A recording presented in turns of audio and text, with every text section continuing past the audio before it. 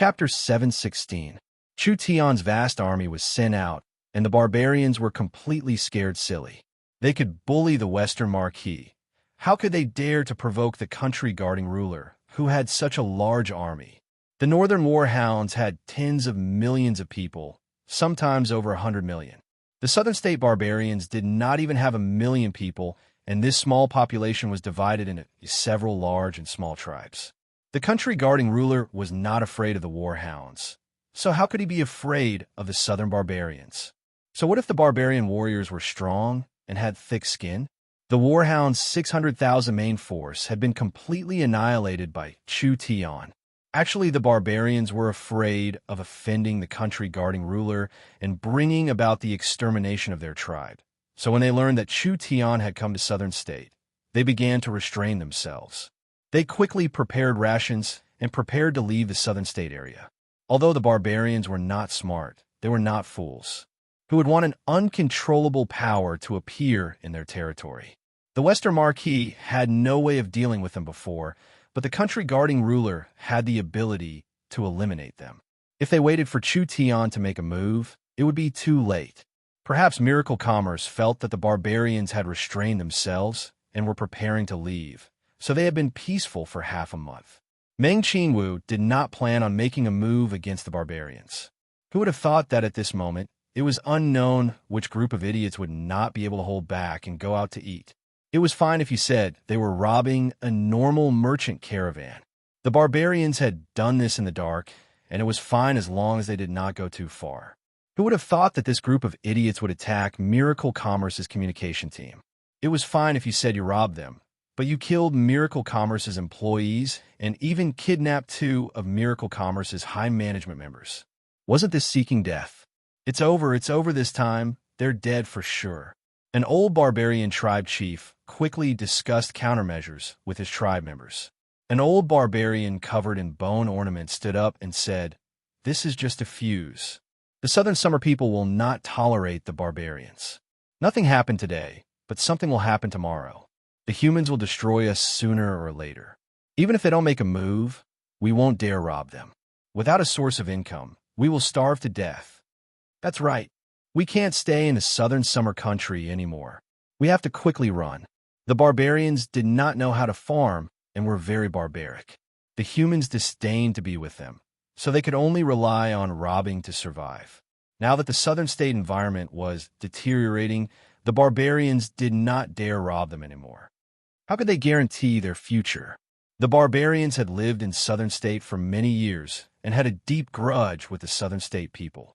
From the perspective of the humans, they would not allow a foreign race that could threaten them to reproduce in their country. Even if this matter did not happen, there would be a day when the humans would make a move against the barbarians, so retreating was the only way.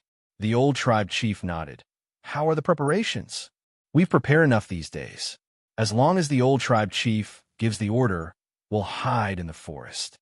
No matter how strong that country-guarding ruler Chu Tian is, he can't chase us into the forest." The old tribe chief nodded. It seemed like this was the only way. Outside of Southern State, although the living conditions were a bit hard, they could still reproduce. It was better than staying in Southern State and waiting for death. This is bad. This is bad. Chu Tian has led an army of several 100,000 to surround all 4 sides, trapping all the tribes. Chu Tian has given the order that before the hostages are saved, any tribe that dares to move will be exterminated. The old tribe chief was shocked. The Southern Summer Country's army surrounded the barbarians' living area this quickly. Now that they couldn't run even if they wanted to, what should they do? In the end, only a few minutes had passed. This is bad. The humans are killing their way over. Clansmen go all out against them. When these old barbarians heard the shouts from outside, they all turned pale with fear and quickly ran out. A red-haired girl riding a griffin was flying over with several hundred griffin riders. All the young barbarians in the tribe picked up their javelins and charged at this flying army. "Stop! Quickly stop!" The old tribe chief's eyes almost popped out. These young people that didn't know life from death, did they know what army this was? This was the Southern Summer Country's trump card, the Griffin Riders. This was a special force used to protect the royal family. Whether it was the riders or the mounts, they were all in the awakened soul realm. Don't think that the other side didn't have many people. These several hundred griffin riders were enough to destroy a barbarian tribe of several thousand people. Too late. These young-blooded barbarians were all like newborn calves that were not afraid of tigers. When they saw the griffin riders approach, they immediately threw their javelins. How could this level of attack injure the griffin riders? The griffin riders easily shot down the javelins that were thrown at them. Good. You barbarians. You actually dared to sneak attack the Southern Summer Army? It seems like you'll be the ones to attack my caravan. Nangong Yun was filled with rage as her red hair danced in the air. She pulled out an exaggerated storm rifle and angrily shouted with a fierce expression, "If I don't give you a taste, you won't know how strong I, Nangong Yun, am." This was the legendary source energy weapon. The old tribe chief had only heard of it, but he had never seen it before.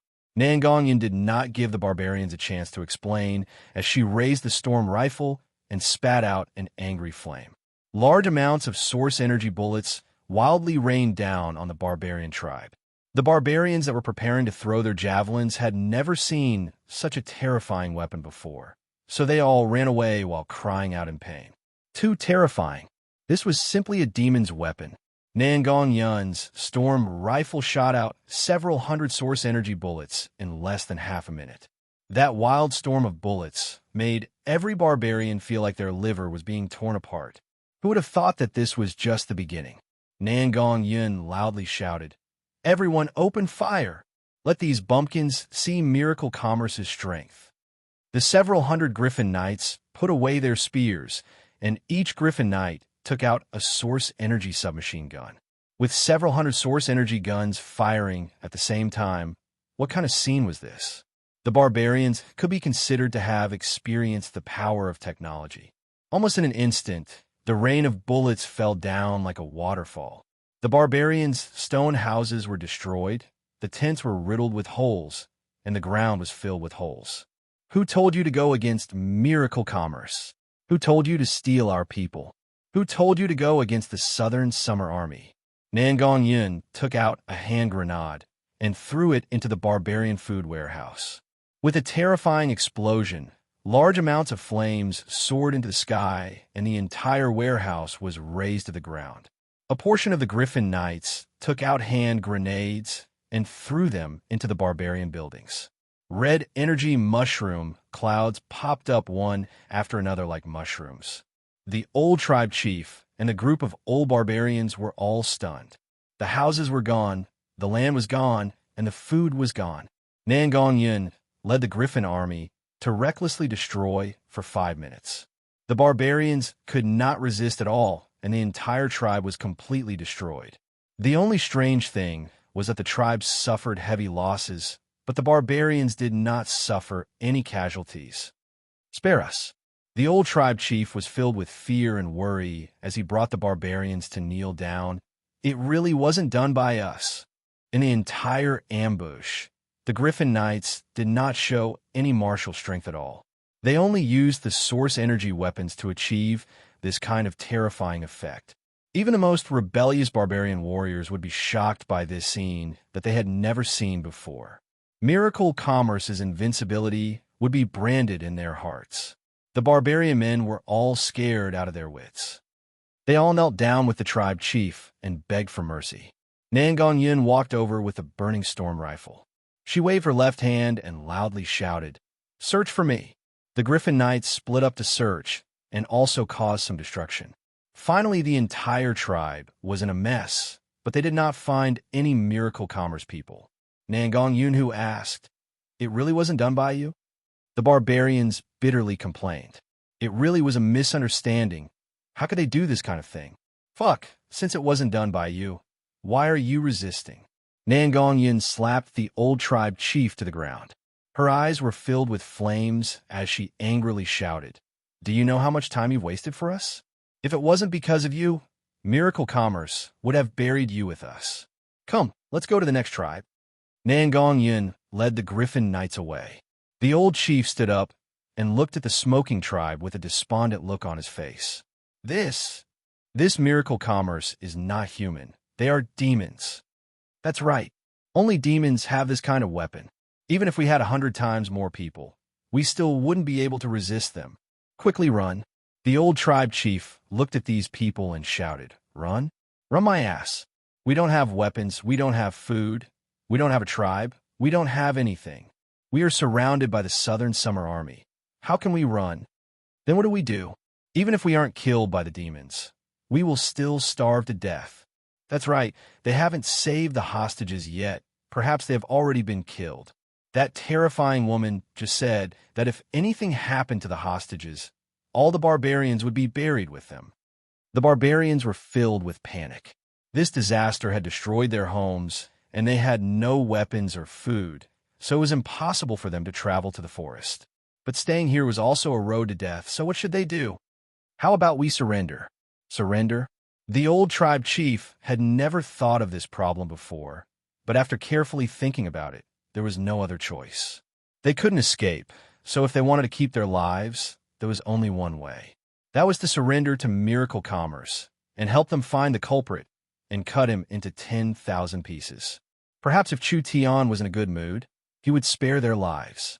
Although the barbarians did not have any skills, they were all very strong.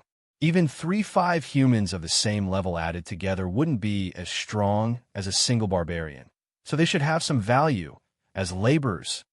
That's right. We surrender. Help Chu Tian find the culprit. After seeing Miracle Commerce's strength, the old tribe chief did not have any thoughts of resisting and immediately made the decision to surrender to Miracle Commerce. No matter what the result was, it wouldn't be worse than now. If they were lucky, they could keep their lives. After all, this matter was not done by them. So Miracle Commerce had no reason to vent their anger on an army that surrendered to them to save their lives. It wasn't just a tribe that did this. In just a short day, all the homeless barbarians in the barbarian region had left their living areas. They were cursing their tribe for not having eyes and attacking Miracle Commerce, while they put down their weapons and begged for shelter with tears streaming down their faces. They did not have any requests. They just wanted to not die. Chapter 717. To the north of Central State City, there was a mountain range with layers upon layers of rocks. The mountain range was over 1,000 miles wide, and the terrain was very complex. There were many fierce beasts, and there was not a single safe path yet. Even the most experienced mercenary would find it hard to pass through, not to mention tens of thousands of ground troops. It was because there was a natural barrier separating Central State and the north that no one thought the warhounds could attack from the north. At this moment, on a mountain range less than 100 miles from Central State, there was a dense amount of vultures from the middle of the mountain to the peak. The black flag of the warhounds fluttered in the wind, and the sharp weapons of the tens of thousands of soldiers shined with a cold glow. The 4 warhounds chiefs asked, "It's about time, let's begin." The Central State Army should already be fighting with the warhounds at the 4 States Lake. The Central State Army was busy chasing the warhounds, so it was impossible for them to return. This was a good chance to launch a surprise attack on Central State. But for some unknown reason, the Fong King did not give the order and was thinking about something with a frown. What is the Fong King waiting for? As long as we take Central State, the Southern Summer Country will belong to the warhounds, and we will have 200 million slaves. The Fong King looked in the direction of Central State City in the distance. Central State has already sent half of their troops to the 4 States Lake. This means that the other side's commander has already calculated our deployment. I'm afraid Central State City has already prepared for a surprise attack. So what if they calculated it? The other side is Dong Fongon. If it was that easy to plot against, how could he defend the Southern Summer Country for several decades? This person is hard to defeat with military tactics, so we can only use absolute strength. The Warhounds chiefs were not surprised, and they didn't care at all. This is a good chance for us. They want to take care of both sides, but they will lose both sides. The Southern Summer Country's battle strength is weak, with the 30,000 Vulture cavalry carrying 40,000 elites. There will be 70,000-80,000 people descending from the sky. The Warhounds have more than enough strength, to fight 1 against 3.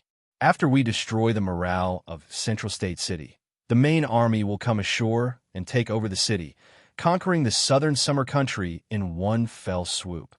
The confidence of the chiefs did not come from nowhere. The difference in strength between the warhounds and the southern summer country was too large. The warhounds were fierce by nature, so even if they fought 1 against 3, the warhound warriors had a high chance of winning. Not to mention the fact that the warhound soldiers were all elites, as well as the true Spirit Realm chiefs, led by the Fawn King. So what if Central State had 200,000 soldiers? They were all cavalry from the north, so they couldn't form a strong enough defense. Central State was the center of the southern summer country, so there was no danger in all directions. This could not compare to the imperial city that had been under the warhounds' iron hooves for several hundred years. There was no other choice. They could only fight with all their strength. The Fawn King decided to take a risk this time. He personally rode on a vulture beast king and rose into the sky. The order was quickly passed down. 30,000 vultures entered battle mode. Each vulture beast carried 2 or 3 elite warriors as they rose into the air. Attack! The 30,000-strong vultures were like a dark cloud, covering the sky as they charged at Central State City. Central State City had already prepared their defenses at this time. All the citizens had been evacuated home, and the Southern Summer Country's army was spread out on the streets, ready to attack at any time. Dang, dang! An ear-piercing alarm rang out. Dong Fong Gon held the king's sword as he personally came to the command tower. The enemy is attacking from the north. There are around 30,000 of them. Archery camp, prepare to meet them. As expected, the Eagle Burial Kingdom sent more reinforcements. This number was double what Dong Fong Gon had imagined, but it wasn't to the point where they couldn't deal with it. Under Dong Fong Gon's command, 10,000 archers shot out. The arrows were like locusts flying out of Central State City. Each arrow was infused with powerful spirit energy, flying over 1,000 meters, with an effective killing range of around 500 meters. The Fawn King was also an experienced commander, so he had expected Central State to resist. When he heard the sounds of bowstrings being released, the Fawn King raised his hand, and the entire army changed directions. They passed through the dense rain of arrows and charged at Central State once again. The first wave of arrows was the strongest, whether it was in terms of uniformity or strength, but the second wave was clearly weaker. The Vulture Knights charged down at full speed, charging through the rain of arrows. Passing through the roofs of Central State City, large amounts of Warhounds elites jumped off the vultures with scimitars, falling into Central State City like rain. The 30,000 Vulture Knights were a strong battle strength, and without the Southern Summer Country's aerial forces, it was enough to easily defeat 100,000 storm cavalry. Not to mention, there were 30 to 40,000 airborne soldiers. These soldiers that jumped down from the vultures were all very strong existences. They were experts picked out of 10 in the Warhound's army. Kill all humans. Kill, kill. Central State did not have any aerial forces, so the Vulture Knights could run amok. Just the archers could not stop them. The speed, and power of the arrows could not pose a threat to the vultures. When the Warhound's elites moved through the streets like agile spiders, charging at the Southern Summer soldiers like hungry wolves, Dong Fong Gon saw that the enemies had already entered and immediately gave the order. Open fire! The Southern Summer Army had already been waiting for this order. Meng Yingying held the Source Energy submachine gun in both hands as she fired at a group of Warhound soldiers coming from the corner of the street. The dense light bullets instantly caused several dozen casualties. Go die, you damn Warhounds bastards! Nangong Yun took out a large fellow that was several times longer than a normal Source Energy submachine gun. The gun barrel had 3 openings, and there were 8 large magazines connected to the gun body. Each large Source Energy magazine could shoot at least 30-40 rounds of Source Energy bullets, which meant that this special gun had a high capacity of around 300 rounds. Hong, hong, hong. The special gun let out a wild beast-like roar. The 3 barrels poured out large amounts of Source Energy bullets like a storm. When Nangong Yun swept it across the sky, several vulture knights were instantly torn to pieces by the terrifying strength. Haha, this is so King satisfying. Boss, this weapon is practically made for me. Nangong Yun turned her body and the three barrels spat out flames.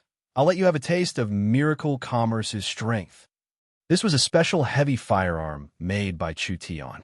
The materials used were leftover materials from the source energy cannons, so the gun had a high resistance. Even if it was fired at a high speed, the barrel would not easily explode.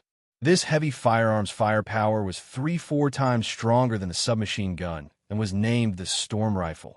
There was only one in Miracle Commerce, and it was used by Nangong Yin to have fun with. Open fire. Sweep away the war, hounds vermin. Meng Yingying and Nangong Yin had only opened the curtains. The Southern Summer Army had been hiding their strength to numb their opponents. When the war hounds began their attack, the Southern Summer Army did not need to hold back anymore. Countless source energy guns began to fire at the same time. These source energy guns did not have as long range as the crossbows, but they had a terrifying destructive might in the short to medium range. Whether it was their power or firing speed, they could not be compared.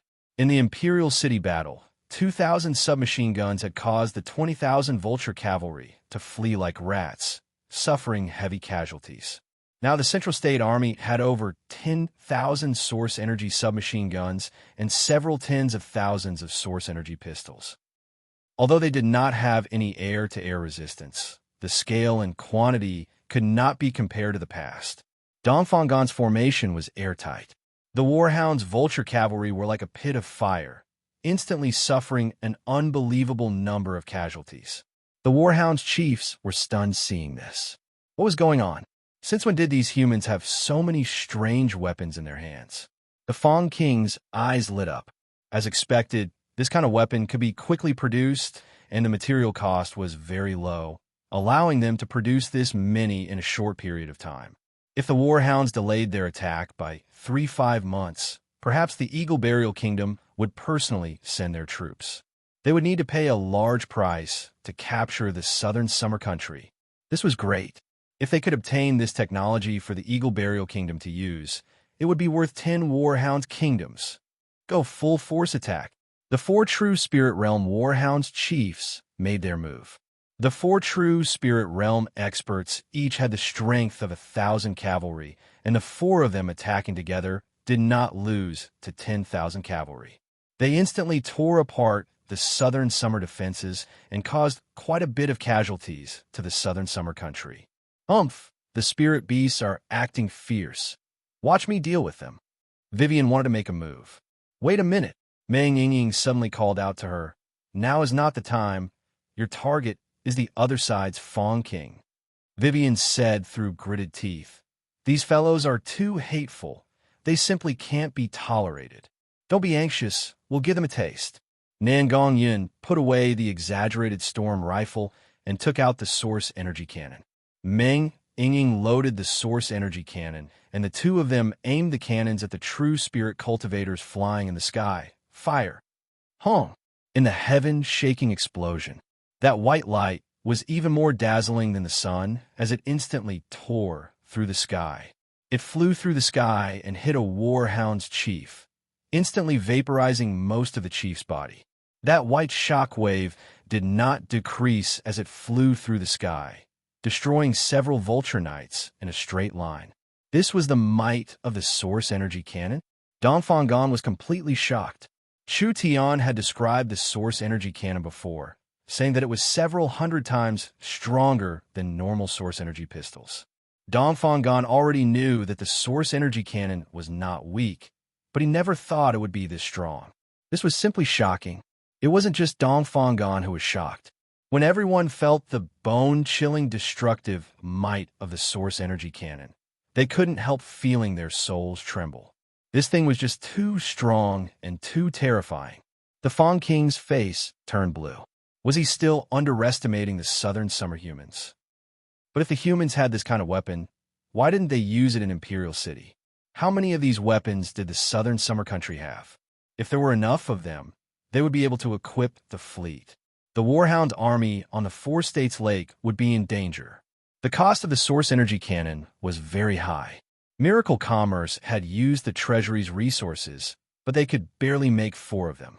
Of course, they couldn't equip the entire army, but when 2 armies faced each other, just 1 or 2 of these weapons would be enough to deter an army of 10,000. Continue firing.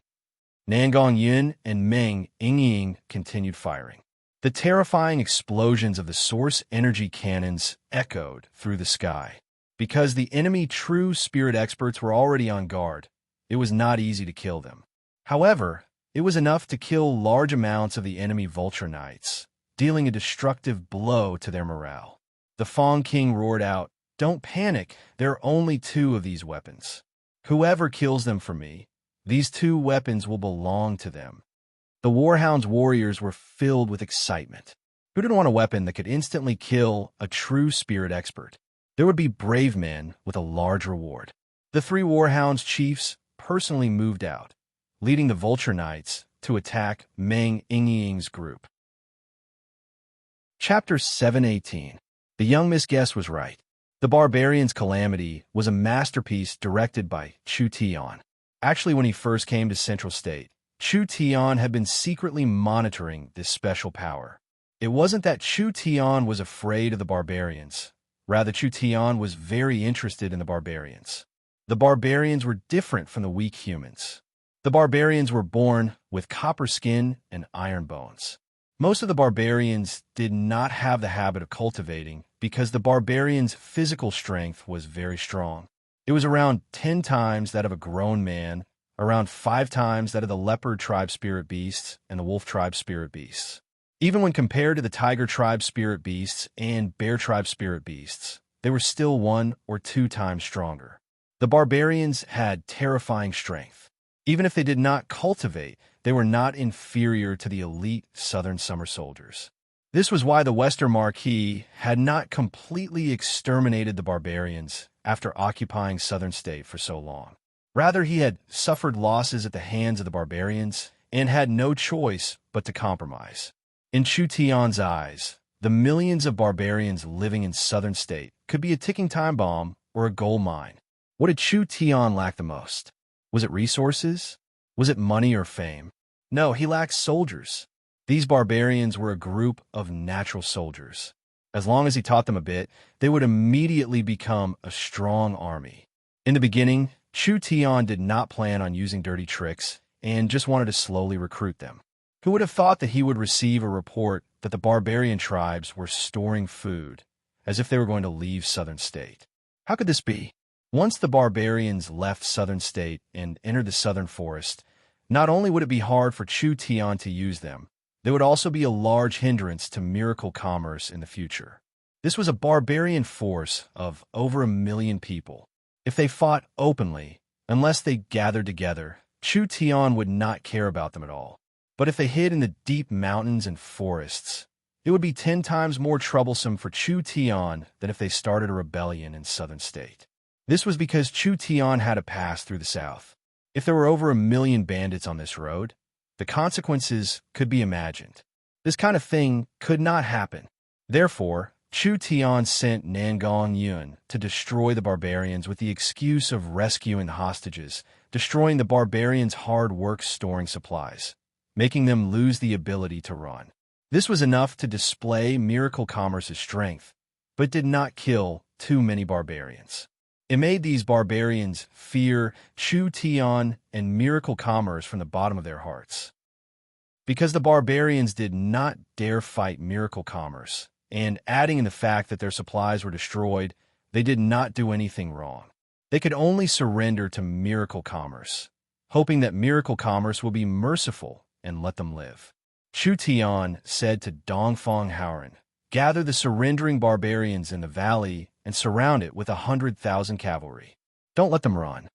Yes, Dongfang Howren immediately rode off.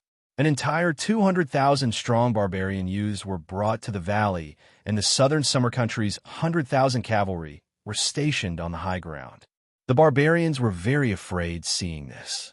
These southern summer elite cavalry were very strong, and if the barbarians dared to rebel, the 100,000 cavalry would charge down from the high ground, and all the barbarians would be finished.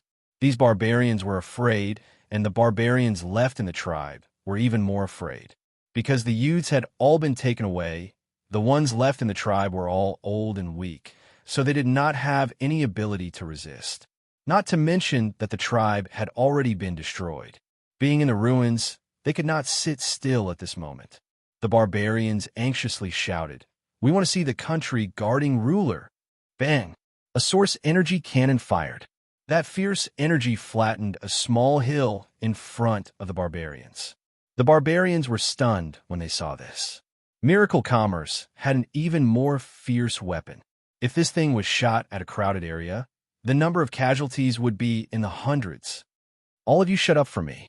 Dongfang Haoran was wearing a set of shining armor and was currently riding a divine blue colt, running around the valley. He had the style of a great general, and there was no expression on his square face at all. The country guarding ruler is investigating the matter of the barbarians attacking the caravan, so you're all suspects. Just stay here, and after this matter is over, the country guarding ruler will deal with you. Injustice. Injustice. This must have been done by the Black Rhino tribe. Nonsense. Our Black Rhino tribe hasn't done anything in half a month, so it must have been done by the Iron Bull tribe. I saw them bring a team out a few days ago. Fuck. Don't slander us. We only went out to hunt. The barbarians quickly blamed each other. With their simple minds, they never would have thought that this entire matter was directed by Chu Tian, and they were all victims. The barbarians did not believe that Miracle Commerce would do such a senseless thing, because with Miracle Commerce's strength, it wasn't hard for them to destroy the barbarians, so why would they do such a thing? The more the barbarians argued, the fiercer they became. In the end, they all began to fight in the valley. There were waves of people, and heads were bleeding, looking very intense. Hong, hong, hong. Several small hills were crushed. Dongfang Haoran raised a loudspeaker and shouted, "Whoever dares cause trouble will be killed." The barbarians immediately became obedient. "We'll all surrender. We asked the country guarding ruler for mercy." Chu Tian was sitting on the high ground drinking tea. He looked over the strong barbarians and nodded in satisfaction. As long as they were trained, they would immediately become good soldiers. This was truly the heavens helping him. These big fools are quite pitiful. Meng Yingying saw the barbarians crying out in fear and hunger in the valley and couldn't help feeling compassion. Our goal has been achieved, and they've already obediently surrendered. So let's just let them go. Chu Tian shook his head. The barbarians are a rude, untrustworthy, and unreasonable race. If we want to deal with these fellows, we can only give them a deep lesson. Right now, it's not the right time yet. Look at how fierce they are, although they say they want to surrender. Once we let them go, I guarantee that most of them will escape in less than a night. Then what do we do? Let's hang them out for a week until they can't run anymore. Meng Yingying felt that doing this was a bit cruel. What if they riot from hunger? Chu Tian laughed and said, "The barbarians are afraid of the strong, and they've already shown their strength, so they won't dare act rashly. Not to mention, I didn't say we were going to kill them. As long as we don't give them hope, they will wait." Meng Yingying gave a sigh. "Stupid barbarians, it's not that I don't want to help you, but who told you to be targeted by Chu Tian? It would be strange if you didn't have bad luck." He did what he said.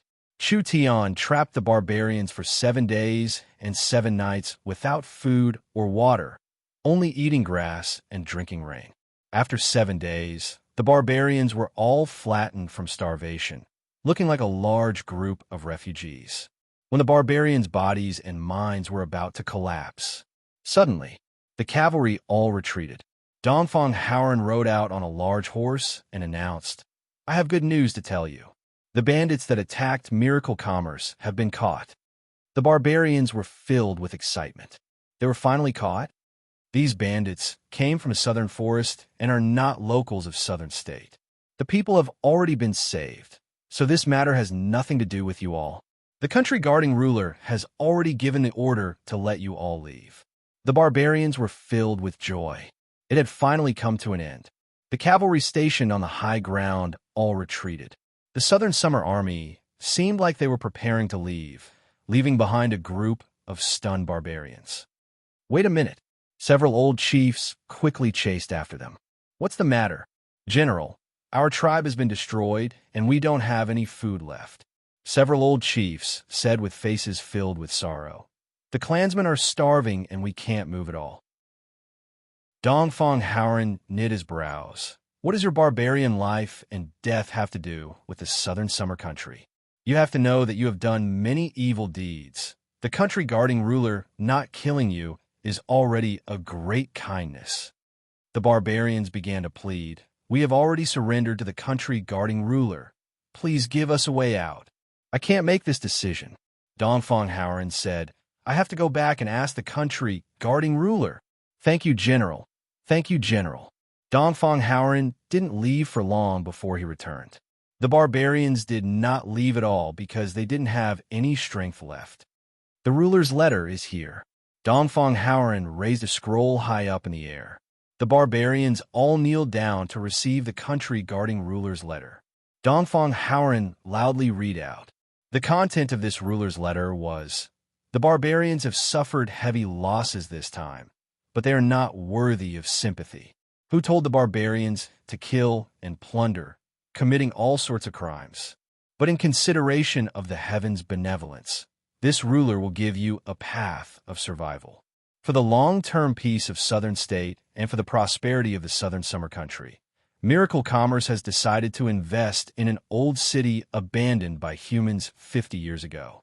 With this city as the center, the area within 300 miles will become the barbarians' autonomous region, allowing the barbarians to live there. In order to ensure that the barbarians would not return to their old ways, Miracle Commerce will invest a large amount of money. Other than giving out relief rations to ensure that the barbarians would not starve to death, they will also develop mines in the autonomous region. At the same time, they will build large amounts of factories to provide for the barbarians. The ruler's letter. The barbarians were filled with excitement. The country guarding ruler wanted to build a city for the barbarians. What kind of boldness and bearing was this? The barbarians and humans rejected each other, and living together was impossible. So the country guarding ruler wanted to build a barbarian autonomous region. They would provide relief rations in the beginning and work for the barbarians in the later stages, so they would no longer be bandits. The barbarians were a bit confused about this. They didn't know if they could adapt to this kind of life, but did they have a choice? The barbarians no longer had any tribes, and they didn't have any conditions to leave with their current situation, so they could only give it a try. The tribe chiefs discussed it and decided to bring their people to the barbarians' autonomous region to take a look. When they arrived at the barbarians' autonomous region, each barbarian was stunned by the scene in front of them. This old city was very old, but looked very large. Not only were the walls complete, the houses had been repaired, and there were many temporary tents. Beast carriages entered the old city one after another. Every beast carriage was filled with fruits, wine, and meat. When these starving barbarians smelled the delicious meat and wine, the last bit of worry in their hearts collapsed. They immediately accepted the country guarding ruler's proposal and swore their loyalty to the country guarding ruler. Then they charged into their new home with a roar. Chu Tian was very generous. Miracle Commerce had already sent large amounts of food, enough for these barbarians to not starve to death for a while. The other hesitant and suspicious barbarians found out that the first barbarians were already eating and drinking. So how could they sit still? The autonomous region was managed by the barbarians themselves. They wouldn't be controlled by humans. They could eat their fill and live a good life, so who wouldn't be willing? In just a few days, the abandoned city became very lively. The barbarian autonomous region's population kept increasing, and most of the barbarians had come. This time was different from being forced to surrender to save their lives. The barbarians were willing to surrender.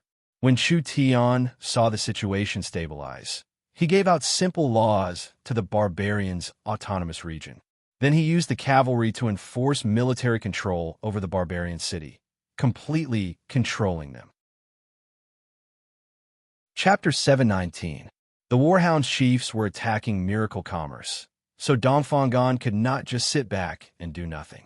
His source spirit turned into a large bow covered in blood runes, and wild spirit energy was poured into the bowstring, turning it into 3 arrows. They saw him draw the bow and suddenly shoot them into the sky. The 3 arrows flew into the sky and turned into 3 giant spears. They were like meteorites falling from the sky as they charged at the 3 chiefs with an incomparably strong might. This power, it was without a doubt Dongfang. Dongfang was an old opponent of the Warhound's plains, so none of the Warhound's chiefs dared to look down on him. When the 3 of them saw Dongfang's sudden attack, they immediately joined hands to create a giant energy barrier. 3 giant spear-like arrows slammed into the barrier, creating the sound of glass shattering. The Fang King locked onto Dongfang's position and gave a cold snort. He pulled out the golden drum and stomped his feet, flying into the sky. He was like a giant bird spreading its wings, as if it was Mount Tai. "My king, be careful!" The 2 personal guards did not have time to release their source spirits. The purple gold thunder god drum released 2 bolts of lightning that hit their bodies. Like 2 pieces of paper being torn apart, the 2 personal guards were turned to ashes. The Fang King did not stop at all. That golden drum was already filled with a terrifying thunder energy, and it released an even more resplendent glow. When it flew at Dongfang, tens of thousands of bolts of lightning shot out in all directions, just like a giant spider web. Dongfang had never fought with the Fang King before, but from the pressure he felt, this person's cultivation was not below his. It was even higher. That longbow turned into a set of armor, and Dongfang took out a sword filled with a majestic aura. It was the Southern Summer King's sword. This sword was not just the symbol of the Southern Summer King. It was also an incomparably powerful divine weapon. Dongfang released his full strength to block the Fang King's shocking attack. Dang! When the golden drum hit the king's sword, the ground under the 2 sovereign kings' feet caved in by half a foot, and a shallow pit appeared in a radius of 30 meters. The surrounding buildings were shattered, and the large and small stones, along with the people, were moved dozens of meters away by the irresistible force. There seemed to be a strong energy field surrounding the 2 of them. This energy field was unimaginably strong. Large amounts of spirit energy collided with each other, even creating flames and lightning. Almost everything that was covered in this energy field was crushed by the strong spirit energy storm. The Fang King's attack was incomparably wild, and Dongfang's momentum was much weaker, but Dongfang's armament source spirit had already turned into a defensive state, so it could absorb most of the damage. This attack seemed to be evenly matched, but both sides did not move their weapons and continued to wrestle with each other. Southern Summer's Dongfang is only this strong. It was unknown what secret technique the Fang King used, but the veins on his body suddenly bulged and the strength he released became stronger. Dongfang's feet continued to sink, and the hole in the ground began to increase. "Thunder God, give me strength." A bolt of heavenly lightning fell from the sky and landed on the golden drum, increasing the might of this weapon by over half. Dongfang found it hard to resist this sudden increase in strength. Large amounts of lightning continued to fall on Dongfang's body, and the armor formed by the armament source spirit was like it was being wildly pounded by a boxer, with large amounts of holes appearing on it. Of course, Dongfang was unwilling to lose, so he also began to resist. The runes on the surface of the king's sword were all undone, and a wave of energy sealed within the king's sword burst out, instantly creating a shocking amount of extremely sharp sword chi. The Fang King did not have any defenses, and a large amount of bloody mist instantly erupted from his body. There were dozens of wounds crisscrossing across his body. What difference is there between these wounds and a small knife wound? The Fang King's right hand held the golden drum, and his left hand condensed a fierce energy, suddenly slamming it at Dongfang's chest. Dongfang also raised his fist at the same time, and also sent a punch at the Fang King. The instant the 2 fists collided, the entire force field was broken and a terrifying energy was released, flattening the surrounding ruins in a single breath. Dongfang Gan's source spirit armor shattered, and he was sent flying several hundred meters like a cannonball. Like a meteor, he created a large hole in the ground, and his internal organs were all injured. The Fang King's strength was truly deep. Even Dongfang Gan was weaker than him by quite a bit. Against a person like the Fang King, the Southern Summer experts would find it hard to defeat him alone, so they could only use a suicide squad to exhaust his spirit energy. Only when his strength was weak would they be able to kill him in a single move. Kill the Southern Summer King. Kill the Southern Summer King. The Warhound's army was filled with excitement when they saw the Fang King's bravery. The Southern Summer Country's firepower was too strong, so it would be very hard to capture the Southern Summer Country. However, if the Fang King could kill the Southern Summer King Dongfang Gan in a single move, Central State would fall into chaos, and they would have a chance at that time. Even if they failed to capture the city in the end, there would still be chaos, and it would be much easier for the army to attack. The Fang King naturally would not miss this good chance. The golden drum released a dazzling bolt of lightning that stabbed at the retreating Dongfang Gan. However, at this time, the space in front of them twisted and a petite figure walked out. Who is it? This person's appearance was too sudden, and the Fang King did not have time to defend. A beautiful white, jade-like hand grabbed the Fang King's golden drum that was flickering with thunder and lightning. That surging spirit energy was released, instantly causing the Fang King to feel his body tremble as he retreated several meters. That figure flashed and appeared behind him again. A sparkling and translucent dagger slashed through the air, cutting a hole in the air like a piece of cloth. This is bad. The Fang King stepped into it and was instantly surrounded by the spatial energy. It was already too late for him to escape, and when he came back to his senses, he was already over 100 miles away, standing in the air above a forest. Damn, what was going on here? Did the Southern Summer Country still have hidden experts? Only, even if the Southern Summer Country had hidden experts, they shouldn't be this strong. The Fang King had never seen a person that could force him back with pure spirit energy. Even in the Eagle Burial Kingdom, there weren't many experts that could do this. Not to mention that this person's spirit energy attribute was very special. It was actually the rarely seen spatial attribute. The Fang King was caught off guard, so he was taken away from Central State. Who are you? When the Fang King saw this unknown expert, he couldn't help but be stunned. She was a short girl around 4 meters tall, barefooted, with a pair of sparkling and translucent ankles that were as spotless as jade. She wore a crown of flowers on her head, and her face was filled with immaturity. This was clearly a young elf. Why are the elves getting involved? The Fang King could not understand this. The Southern Summer Country did not have any background. There was no doubt about this, otherwise the Eagle Burial Kingdom would know about it. The elves would not help a human country for no reason. This was not in line with the elf style since ancient times. Vivian couldn't hold it in any longer. Chu Tian had told her not to reveal her strength and identity in front of too many people. Otherwise, the entire Southern Summer Country would know that there was a young elf helping them repel the spirit beasts. The elven forest would immediately receive this news, and it would be disadvantageous to miracle commerce. The best method was to take advantage of the Fang King and the Southern Summer King's fight and suddenly make a move. Before anyone could react or even see what was happening, Vivian would send the Fang King out of the battlefield. This way, the Warhounds would lose their leader and Vivian would be able to fight as she pleased. Do elves need a reason to fight spirit beasts? Vivian had fought quite a few spirit beast experts in the forest. This Warhound's kingdom's Fang King was indeed a bit troublesome, but he was not Vivian's match with his strength. Seeking death, the Fang King instantly stabbed out with the drum. Spatial crack. Vivian was prepared to use the method she used on Dongfang Gan to deal with the Fang King. First, she would tear open a spatial crack to block the Fang King's attack, and then she would create another spatial crack on the Fang King's body.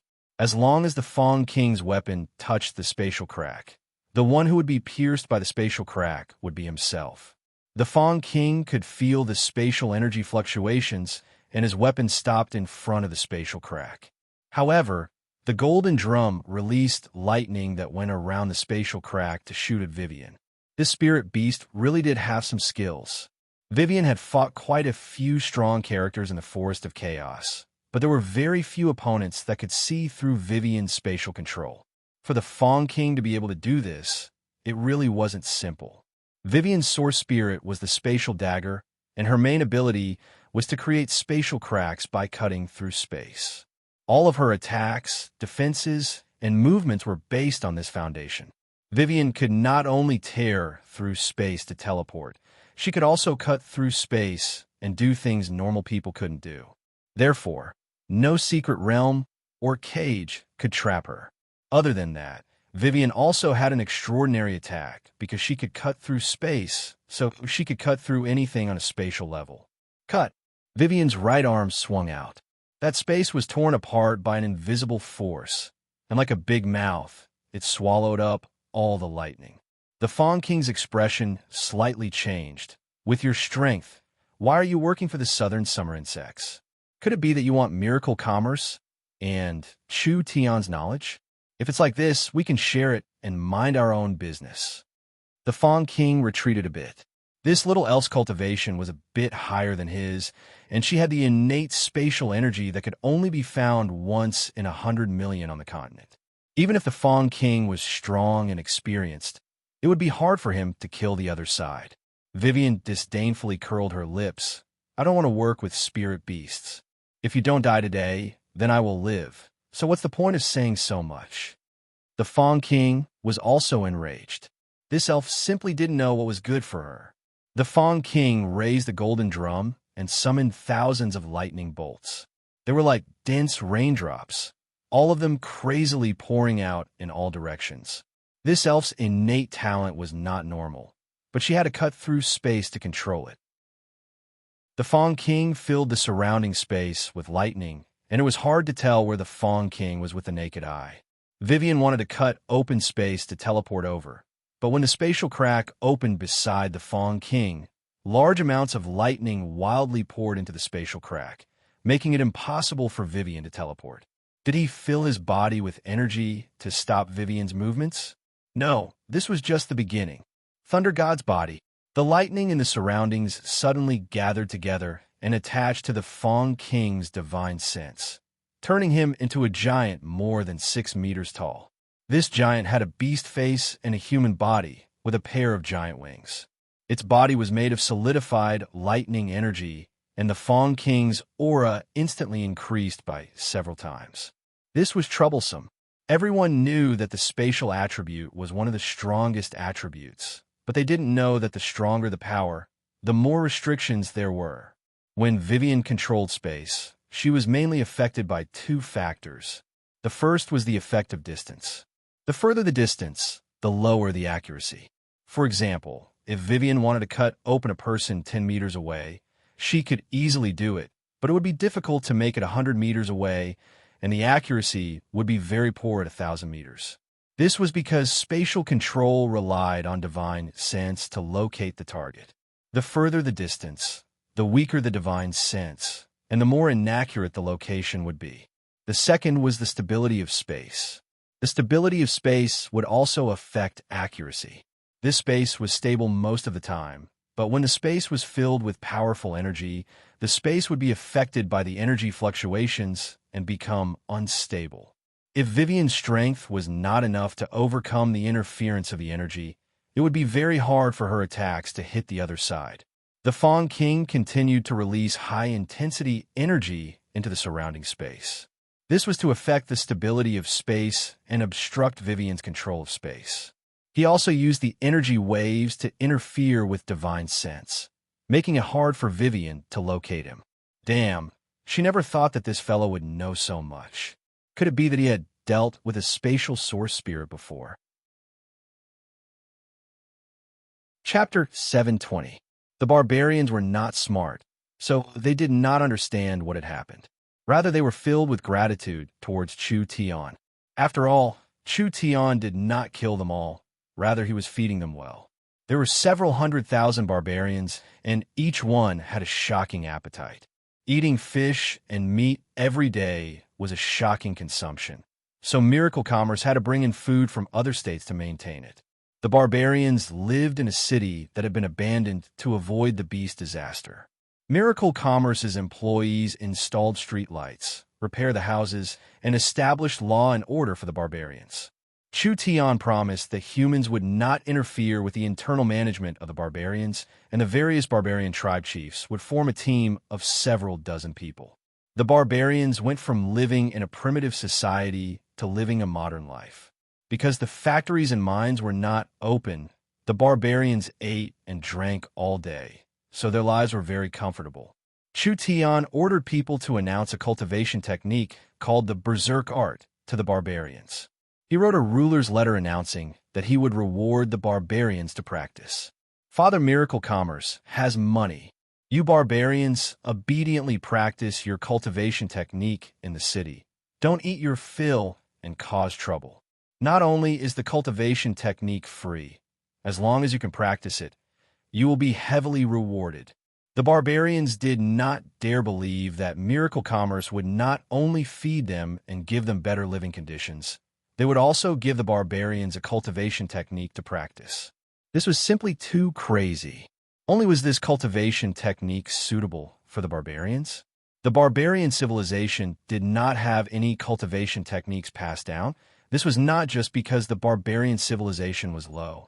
The main reason was that the barbarians did not have any innate source spirit. So the human cultivation techniques and the mainstream cultivation techniques of the continent were not suitable for the barbarians. Therefore, most of the barbarians did not cultivate spirit energy and walked on the path of pure physical strength. The barbarians were all crazy with muscles. They were not worse than body refinement cultivators, but it was hard to find a true expert. Therefore, the barbarians could only be bandits since ancient times, harming one side, killing and pillaging as their profession. They had never established a kingdom or civilization, so the barbarians had a very low status on the continent. The several dozen barbarian tribe chiefs studied the cultivation technique. In the end, the old barbarian was shocked to find that this berserk art was a cultivation technique made for the barbarians. This cultivation technique was fundamentally different from the other cultivation techniques on the continent. The mainstream cultivation techniques of the continent focused on cultivating spirit energy, but this berserk art was innovative. It focused on tempering one's physique and focused on training one's life force. So it did not have a strong requirement for spirit energy. It was not an exaggeration. This cultivation technique could completely change the fate of the barbarians.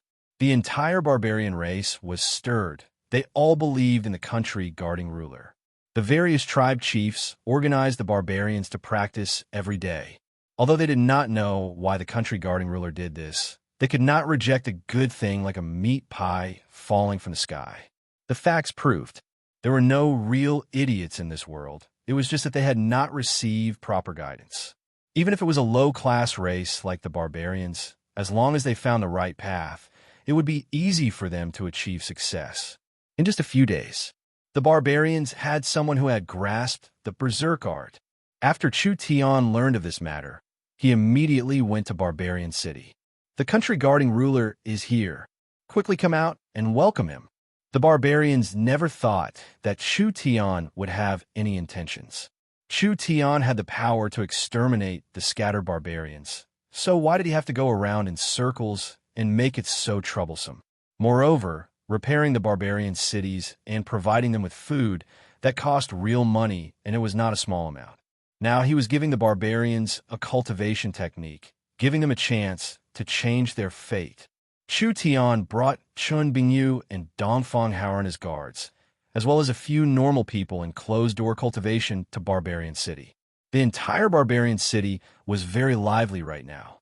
There were many barbarians everywhere, each one around 2 meters tall. They were covered in paint, had feathers on them, and had strange bone decorations on them. It was a very spectacular scene. Country guarding ruler.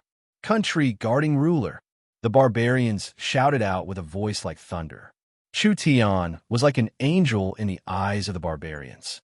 Several dozen barbarian chiefs quickly came out to welcome him. Each barbarian knew in their hearts that this normal-looking human man had the power to easily destroy the entire barbarian race. With a single word, the entire southern state barbarians would disappear. Even the most civilized race on the continent respected the strong, not to mention a barbaric and primitive race like the barbarians. Therefore, when they saw Chu Tian, their hearts were filled with gratitude. Chu Tian directly asked, "Who has grasped the berserk art?" Several dozen old barbarian chiefs brought out over 100 young barbarians. These barbarians were the youngest elites with the most potential, so it was because of this that they could quickly grasp the berserk art. This ruler wants to create a barbarian personal guard. Chu Tian directly said, "You are all the most outstanding barbarian warriors, so you will follow me from today onwards. Miracle Commerce will give you enough attention and training. As long as you work for me, you will not suffer a loss." What reason did these chiefs have to reject him? This was the famous country guarding ruler. If the barbarians could become the country guarding ruler's personal guard, the barbarian status would be completely different, not to mention the fact that the country guarding ruler had promised to train them. This ruler was not only the person with the highest status in the southern summer country, he was also the leader of miracle commerce and was famous for his wealth. If they could obtain his training, they would truly become phoenixes. Chu Tian did not stay in the barbarian city and immediately brought the 100 barbarians to the southern state laboratory. Gu Qinshu brought a group of white-haired researchers to the laboratory, working on a strange sealed cabin. This sealed cabin was made of metal and had a door made of hard diamond. It was around 10 feet tall and could hold a barbarian warrior. The barbarians were very nervous. They did not know what Chu Tian wanted to do. Chu Tian explained to them, "No need to be nervous. This is not a bad thing for you. On the contrary, this is a good chance to be reborn." Gu Qinshu took out a small and exquisite box that had several hundred red potions neatly stacked inside. He randomly took one out. "Can we start now?" These were the berserk blood potions that the Research Institute had recently developed. The materials used for the wild blood medicine were very rare. There were all kinds of fierce beast blood, demonic things, and etc. Although they were very rare, there weren't many areas where they could be used, so they weren't very expensive. Of course, this was only relatively speaking. This small box of medicine was worth at least several 100 million gold coins. Let's test the barbarians' strength first. The researchers brought the barbarians to a room on the side and began to use various machines to test their physical strength. They tested their fist strength, arm strength, and explosive strength. The barbarians' iron fist slammed into an iron rake. Pong! The entire iron rake caved in, and the researchers immediately recorded it on the side. Fist strength 11. This was a very shocking number. This meant that at the same cultivation level, this barbarian's pure physical strength was 13 times that of humans. This barbarian was only at the 5th body refinement rank, but even a 9th body refinement rank human would not be able to block one of his fists. Gu Qinshu couldn't help feeling surprised. This is truly an unbelievable physical strength. Fist strength, arm strength, wrist strength, leg strength, all the data was roughly calculated.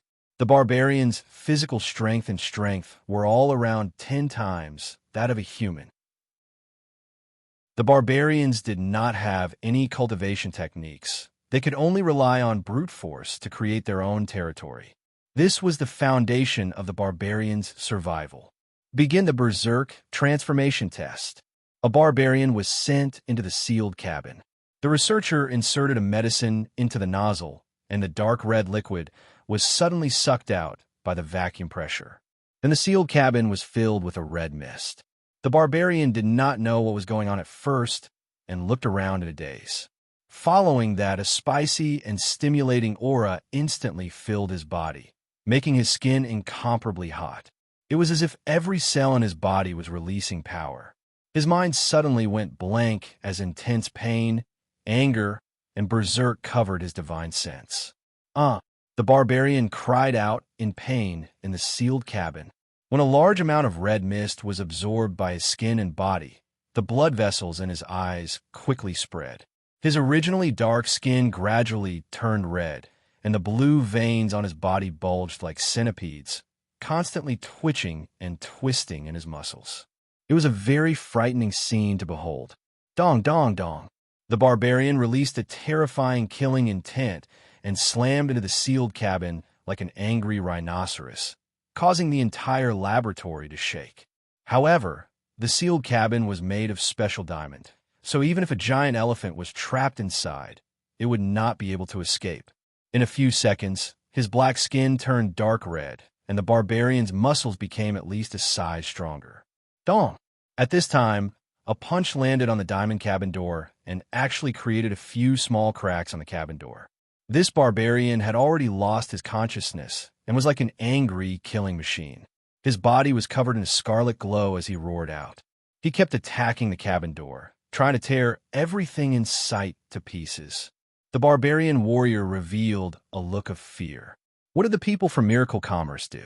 This wild state did not last long before the barbarian gradually calmed down. This was the effect of the berserk art, suppressing his wild rage and desire to kill. The barbarian's breathing and heartbeat slowly stabilized, but his body was still filled with a dangerous aura, just like a terrifying beast. The red mist slowly disappeared as it was completely absorbed. Chu Tian waved his hand at Gu Qinxiu. Open it. There won't be any problems, right? Relax. Everything is under control. Gu Qinxiu was not afraid of him. Although living beings had gone berserk and their strength had increased by more than 10 times, it was still impossible for him to threaten a peak 9th awakened soul layer cultivator. The barbarian warrior walked out of the sealed cabin. Chu Tian asked, "How do you feel?" "I don't know." The barbarian man had a blank look on his face. "I feel like my strength has increased by quite a bit."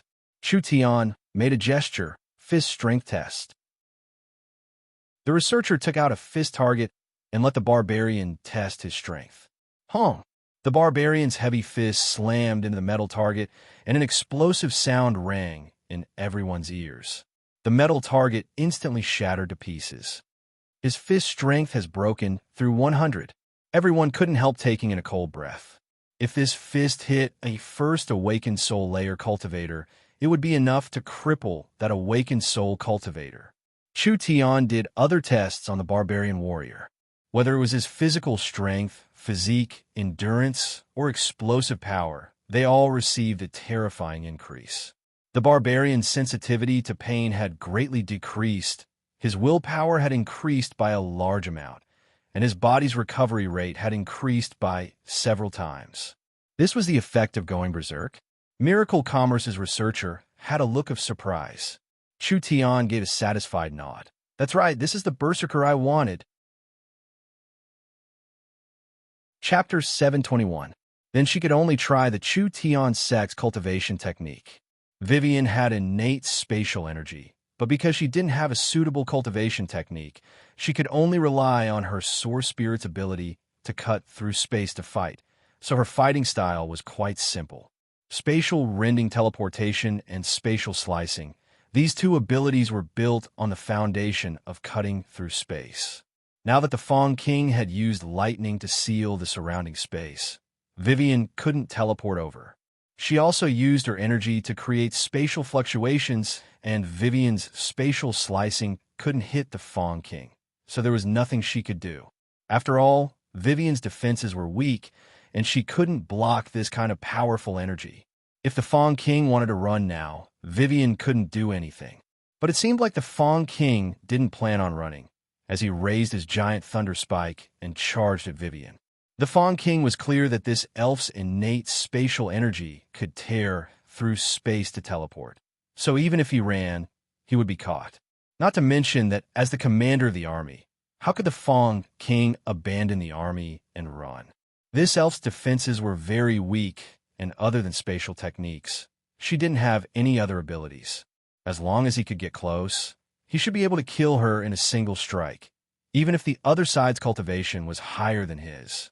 How could Vivian not know what the other side was thinking? Humph, this dirty spirit beast wants to kill me. Vivian had only cultivated the void-escaping cultivation technique for a few days, but she had already grasped a few tricks. This was not related to Vivian's innate talent. After all, she was a true spirit realm expert, and she hadn't cultivated a spatial cultivation technique in many years. Now that she had a cultivation technique that matched her source spirit, naturally it complemented her source spirit. When the Fawn King got close to Vivian, he spread out lightning, covering Vivian's surroundings. The lightning released intense energy in a short period of time, quickly interfering with the surrounding space and restricting Vivian's teleportation ability. Die! A bolt of lightning condensed into a spike that slammed into Vivian's body. Vivian's body trembled at this time as the lightning spike pierced through Vivian's chest. The dazzling energy pierced through her back. Did she die? The Fawn King revealed a look of joy. With this kind of strong energy attack, it would be hard for her not to die. But at this time, the Fawn King was surprised to find that Vivian's body didn't show any signs of being injured by the lightning at all. This fierce attack seemed to have hit air and not Vivian's body. Vivian was getting closer and closer to the Fawn King's body. This is bad. The Fawn King felt a strong sense of danger. Vivian revealed a sly smile. This distance should be enough. She raised her white as jade palm and condensed a spatial blade that slashed across the Fawn King's body. Spatial cutting. Cutting objects from the spatial layer.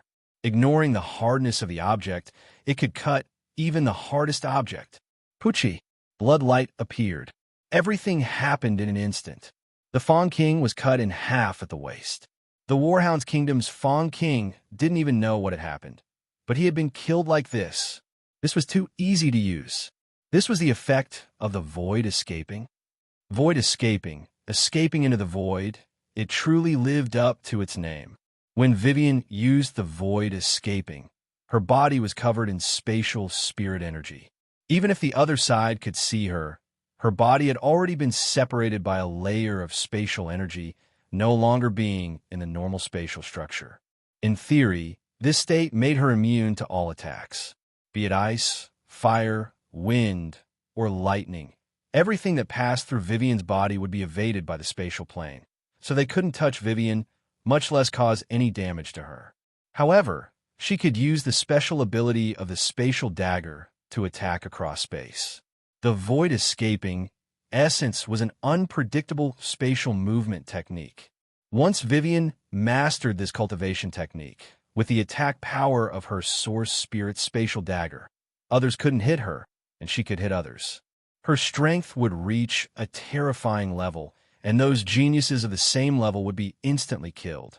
The void escaping was not completely invincible. She wouldn't receive normal injuries, but attacks on her mind, soul, space, and time were still effective. Other than that, the void escaping state was like a dividing line. If one's strength wasn't strong enough, even if there were millions of attacks, Vivian wouldn't be injured at all and wouldn't consume more energy.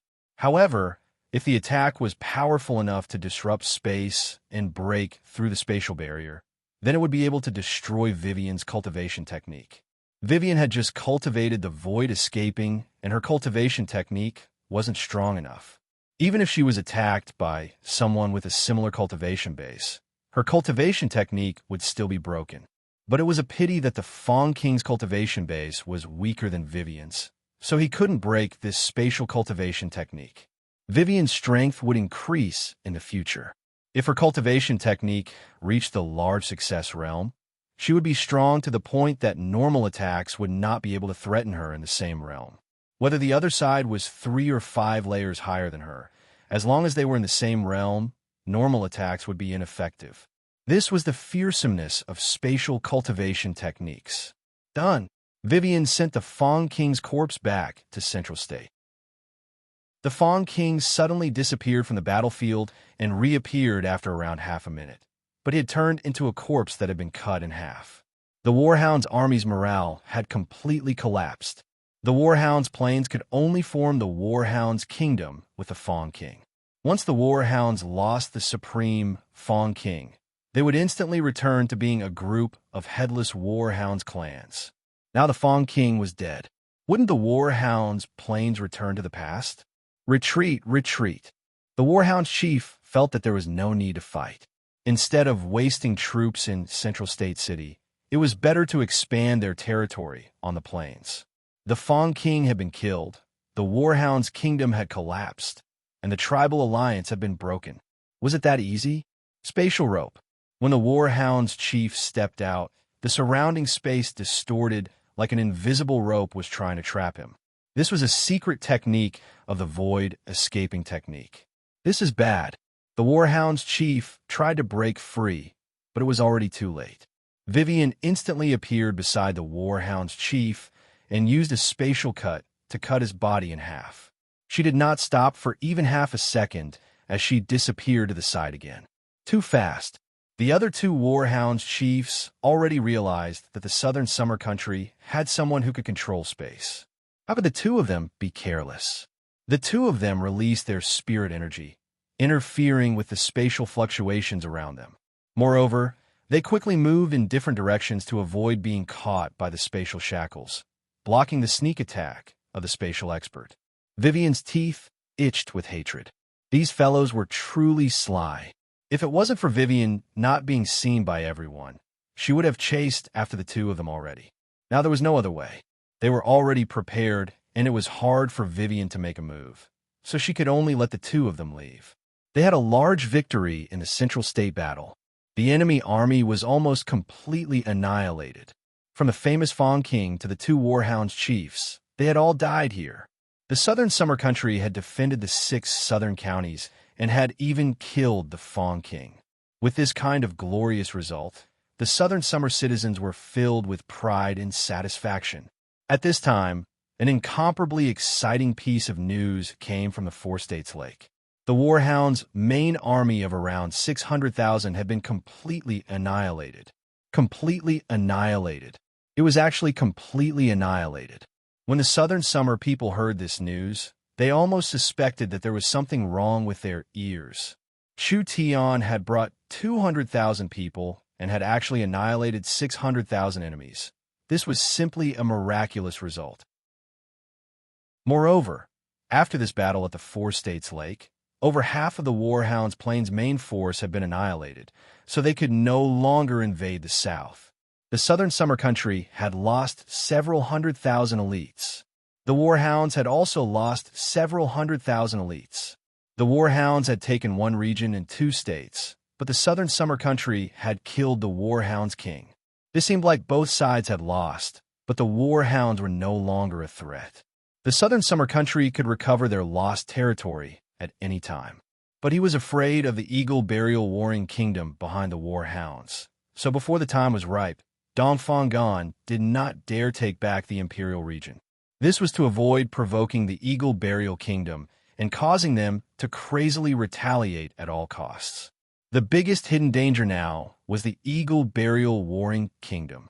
The Southern Summer Country had destroyed the Warhound's main force in one fell swoop and killed the Eagle Burial Warring Kingdom's king, causing the Warhounds that had the potential to become a large kingdom to quickly decline. The Eagle Burial Warring Kingdom could not swallow this anger. As an incomparably strong warring kingdom, their military strength was very strong. If they wanted to destroy the Southern Summer Country, the Southern Summer Country would have to face an invasion 10 times stronger than the Warhounds. How could they resist this? The Eagle Burial Warring Kingdom was an ambitious warring kingdom, fighting on all sides to expand their territory, so they would not muster a large force for a small Southern Summer Country. Not to mention the fact that the Southern Summer Country defeated the Warhound's kingdom in a very strange manner. If Dongfang deliberately misled them and made them suspect that the Forest of Chaos was supporting the Southern Summer Country, the Eagle Burial Warring Kingdom would be cautious. Without a thorough investigation, they would not dare provoke an unknown enemy. The Southern Summer Country still had time to prepare, but it was hard to estimate how long it would take. In short, the Southern Summer Country's crisis was far from over. Dongfang had gathered everyone to discuss how to strengthen the Southern Summer Country's defenses in a limited amount of time, preparing to defend against the Eagle Burial Warring Kingdom's invasion. The great scholar Gu Qianxiu said, "The current Southern Summer Country is small, poor in resources, and thin in spiritual energy. If we defend this place, Even with Miracle Commerce's weapons, it will be hard to defend against the Eagle Burial Warring Kingdom. Moreover, paper can't contain fire. With the Southern Summer Country using source energy weapons on such a large scale, I estimate that it will be spread to other countries in a month or two. At that time, not only the Eagle Burial Warring Kingdom, the other kingdoms will also be interested. This was one of the things the Southern Summer King was most worried about. The source energy weapons were the Southern Summer Country's confidence in resisting the Eagle Burial Warring Kingdom, but it could also bring a terrifying disaster to the Southern Summer Country. After all, the source energy weapons were just too attractive. No matter which country it was, as long as they had this weapon, they could increase their national strength by 10 times. Not to mention the kingdoms. Even the empires would be interested. At that time, the Southern Summer Country would not only be facing the Eagle Burial Warring Kingdom, they would also be facing the threat of other strong countries on the continent. With the Southern Summer Country's current weak national strength, how could they protect Miracle Commerce?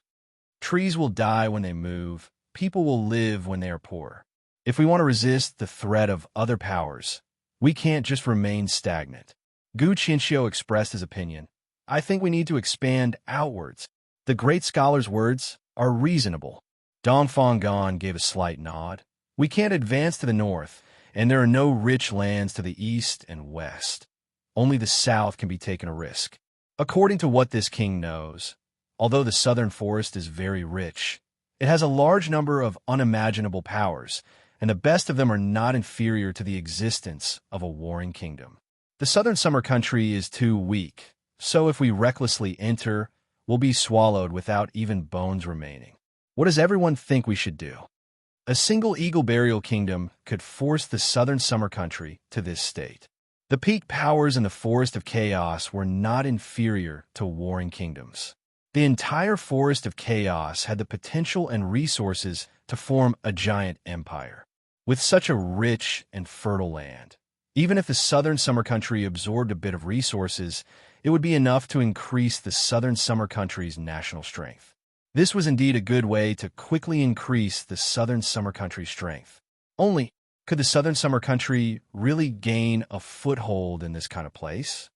The Southern Summer Country might not be able to, but Miracle Commerce can. Meng Qingwu stood up and said, "It will be much easier for Miracle Commerce to enter the Forest of Chaos." This was true. The Southern Summer Country was weak, but it was still a country. If they used their country's identity to enter, they would be labeled as invaders by the locals and would be suppressed hard to resist at that time. Miracle Commerce was different. The Forest of Chaos was very chaotic, but because of the chaos, there were many business opportunities. There were many merchants on the continent that were willing to take risks, and the locals did not reject foreign merchants. Chapter 722. In the era Chu Tian lived in, the barbarians no longer existed. Chu Tian had done some research on this race. Speaking of the barbarians were considered close relatives of humans in the ancient era, but they were mixed with the bloodline of an ancient beast. The barbarians' ancestors were a very strong race, but after several tens of thousands of years, the wild energy in the barbarians' blood became thinner and thinner, so this race became weaker and weaker. The barbarians were a rare race that relied on their physical strength. Although they couldn't awaken their source spirits and weren't suited to cultivating any attributed cultivation techniques, the barbarians had a very strong life force. If they could cultivate a non-attributed cultivation technique and develop their physical strength to the peak, the barbarians would still be a strong race. The wild blood medicine was a special medicine that could cause a berserk reaction. What was berserk? The berserk transformation was similar to the demonic transformation.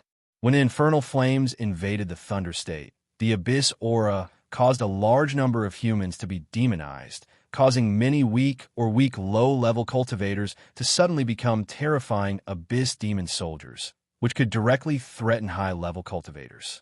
This was the result of the demonic transformation. The berserk transformation was the same as the demonic transformation, but the principle was different.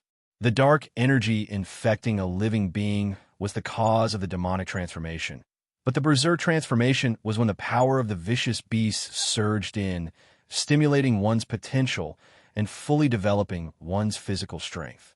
The demonic transformation was even more extreme, so it was basically irreversible. Although the Berserk transformation was not as extreme as the demonic transformation, normal living beings would still pay a large price for going Berserk.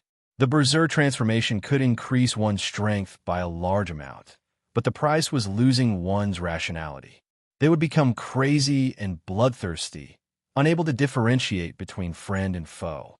The Berserk transformation would crazily kill everything they saw, feeling no pain, no fatigue, and finally dying from exhaustion.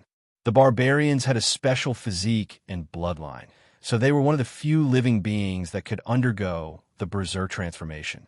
The Berserk art was a cultivation technique made for the Berserkers.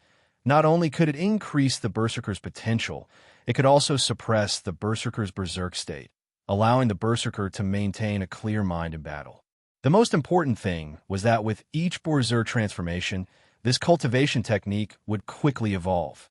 When this terrifying super soldier type was created, Chu Tian would bring them to fight all over the place, allowing the Berserkers to fight more often. This way, the Berserker's strength would become higher and higher. Each Berserker had a strong destructive might. Once they went Berserk, they would not feel pain, fatigue, or fear. They were a group of killing machines that would never stop.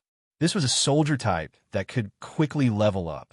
Gu Qinxiu began to transform the other 100 barbarians into Berserkers.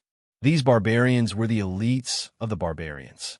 When they went Berserk, they could instantly cripple a second to third awakened soul layer cultivator in close combat. If these warriors formed a large army in the future, they would become a sharp blade in Miracle Commerce's hands. They could be considered a trump card army in a warring kingdom. This was a high-level army that could grow. Chu Tian planned to create a Berserker army in a month. The initial cost of creating these Berserkers was not low, mainly because of the Berserk blood potion. After the Berserker army was formed, they would need the Berserk blood potion to increase their strength. But compared to the value of the army, Miracle Commerce could accept this price. A strong army could not have strong equipment. Chu Tian specially ordered a set of equipment for the Berserker army. First was the normal equipment and weapons. The barbarian warriors were very strong, so normal light armor and weapons were not suitable for them. Therefore, the Berserker's basic equipment was a set of thick, profound iron armor and a giant battle axe that weighed several hundred pounds. The equipment itself was made of level 3 metal with runes engraved on it, so normal awakened soul cultivators would find it hard to break it.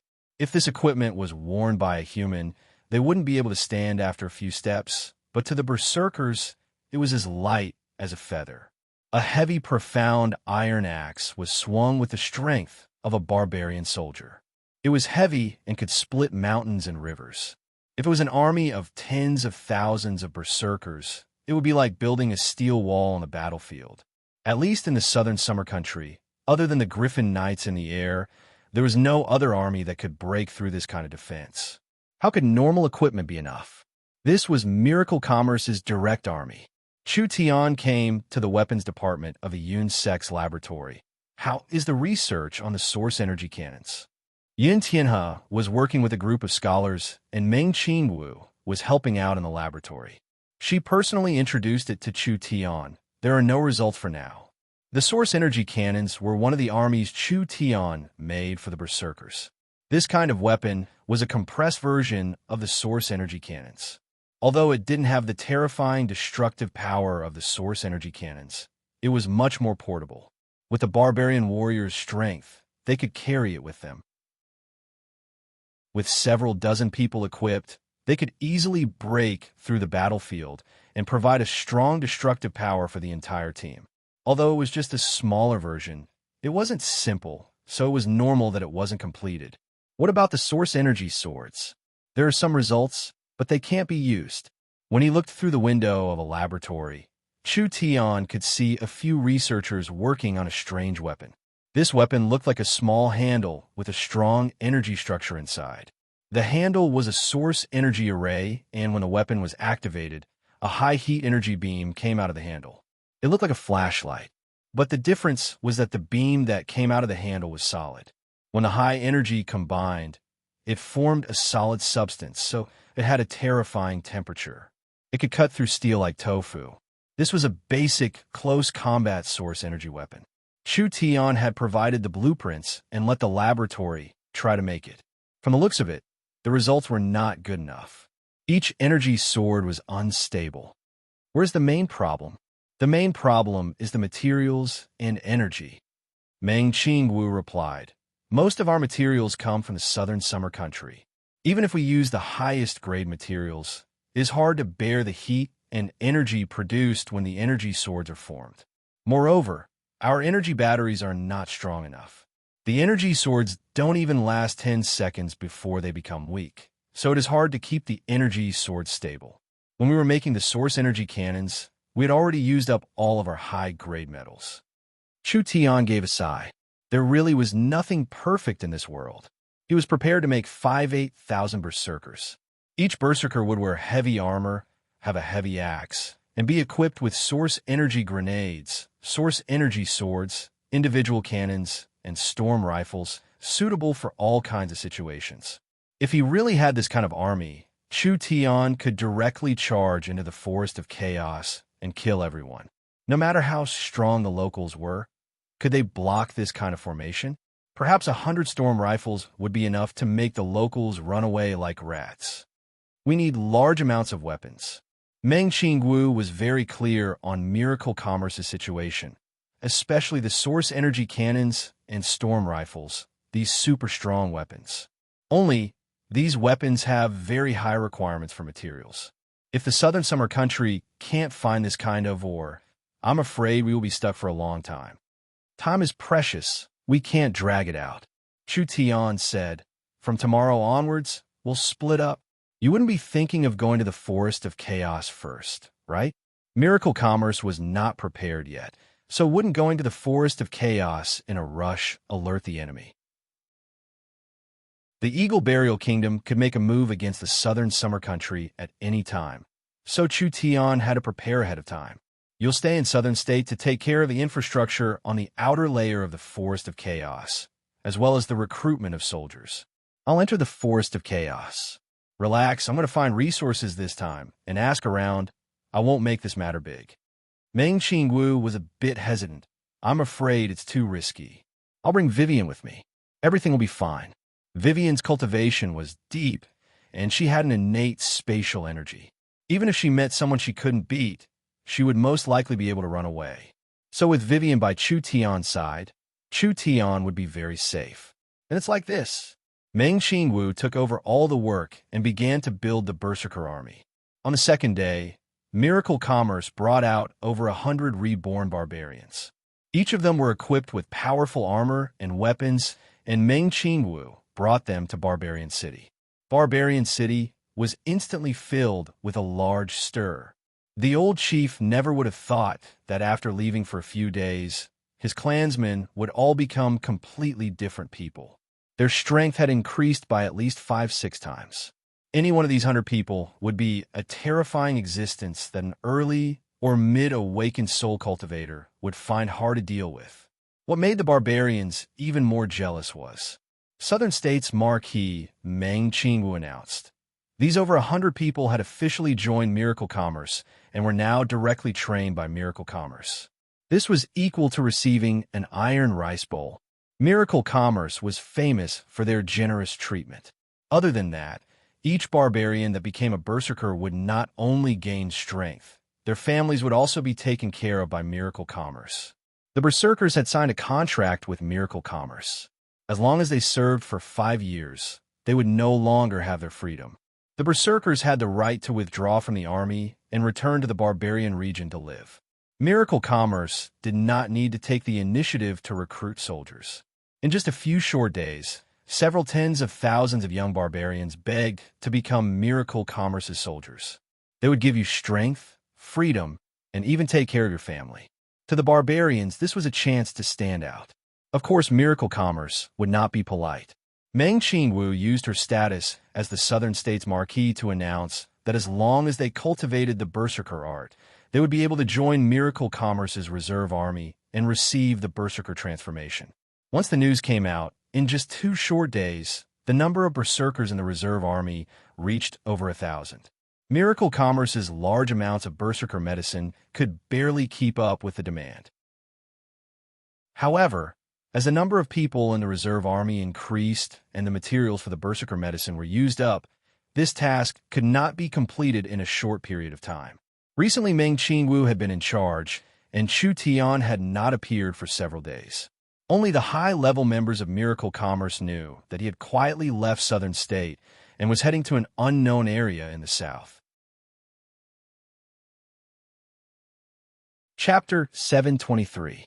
Miracle Commerce had developed by leaps and bounds in just half a year, but they were limited by the southern summer country's environment, so they couldn't keep growing. So, they needed to find a new environment to break through. The southern summer country's current situation was not good. They were weak internally and filled with dangers externally. They had new resources and strong hopes, but it was not convenient for them to use the country's power. In this kind of situation, the southern summer country and Miracle Commerce could work together. As long as the southern summer country secretly supported Miracle Commerce in the Forest of Chaos, Miracle Commerce could bring rich resources to the southern summer country in the future, allowing the southern summer country to build a resource field in the Forest of Chaos and even have a place of their own. Even if they failed, at most Miracle Commerce would suffer a heavy blow and the southern summer country would be able to withdraw and not be caught up in it. What reason was there not to give it a try? The Southern Summer King issued 2 royal proclamations. The first was to urge the Cloud Dream Marquis, Meng Qingwu, to take up the position in Southern State as soon as possible. The Southern State Western Marquis had already died in the Imperial City battle. After Meng Qingwu was bestowed the title of Cloud Dream Marquis, she became the trusted Marquis of Southern State, so it was natural for Meng Qingwu to manage Southern State. The second was that because the North was occupied by the spirit beasts, they couldn't take it back in a short time. The Southern Summer Country had not yet obtained the highly developed South, but it still had the advantage of rich resources, so it would become the most important growth point for the Southern Summer Country. Therefore, they used the strength of the country to increase the development of the South. In order to ensure efficiency, the country guarding ruler personally led 200,000 elite soldiers to oversee the development. Southern State was the southernmost region of the Southern Summer Country and the closest place to the Forest of Chaos. Letting Meng Qingwu take up the position in Southern State as the Marquis was to make things easier for Miracle Commerce. After a few days, Miracle Commerce's members set off together. This could be considered an unprecedented move for Miracle Commerce. Not only did Chu Tian bring the core team from Central State, Miracle Commerce's stored resources and money were also sent south by ship. Other than that, Miracle Commerce also brought the army that Dongfang Gan gave him, an army of 200,000 people. They were all storm cavalry. Dongfang Gan gave the Southern Summer elites to Chu Tian to manage. The Southern Summer Country's #1 ruler, the famous Chu Tian who destroyed 600,000 warhounds, personally led the Southern Summer elites to Southern State. Meng Qingwu was Miracle Commerce's chairman with real power and was also the Southern State Marquis personally appointed by the Southern Summer King, being able to lead the entire Southern State Army. Now, there was no one that could compare to their prestige in the Southern Summer Country. Southern State City was not as rich as Central State City, but the people were fierce and the people were all martial artists. There were even figures of different races that could be seen. The Southern State Vice City Lord personally led the Southern State Army to greet them. Greetings to the country guarding ruler. Greetings to the Cloud Dream Marquis. When the soldiers kneeled on the ground, they all had a strange feeling in their hearts. Most of the people here had participated in the battle against Central State. They had fought several months ago, but who would have thought that in such a short period of time, Chu Tian would become the country guarding ruler and Meng Qingwu would become the Southern State Marquis. The entire Southern State had become the world of these two people. Fate was always changing. It really made people sigh. After Miracle Commerce entered Southern State, the resources of the country continued to pour in, helping Miracle Commerce develop Southern State.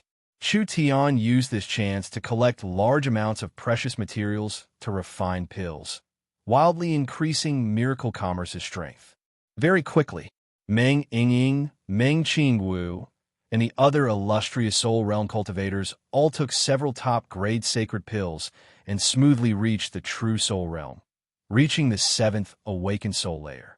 Of course, Chu Tian would not mistreat himself. In just a short week, he had used several top-grade level 2 sacred pills and easily jumped a layer, reaching the 8th awakened soul layer. Actually, with Miracle Commerce's current resources, Chu Tian had the ability to increase everyone's strength. However, if they relied on pills to increase their strength in a short period of time, it would only increase their dependence on pills, which would be detrimental to their future growth. Therefore, Chu Tian decided to slow it down.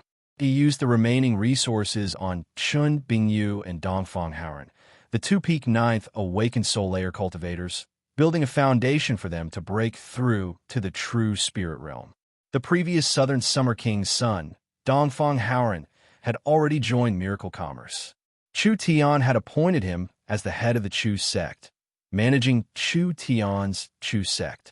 Dongfang Haoren's talent was not inferior to Chu Xing's. If he was properly trained, he would become an expert in the future.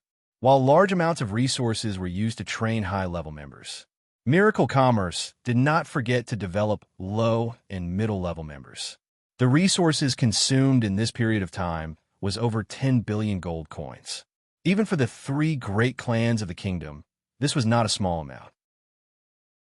There was no power in the southern summer country that could consume this much resources in just a few days. Miracle Commerce swallowed resources too quickly, and large amounts of gold coins flowed into the people. Adding in the chaos from before, the prices in the southern summer country were soaring, and the price of a sacred herb was more than double. Chu Tian did not care about this at all. Gold coins were a low-level currency. It was useless once they left the southern summer country. Didn't Chu Tian create Miracle Commerce to collect resources to cultivate and grow? He would spend money when he needed to.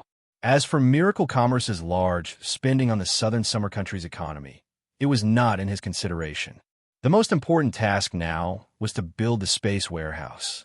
Because Southern State was very primitive and the various infrastructures were very backward, Miracle Commerce needed to transport large amounts of resources over.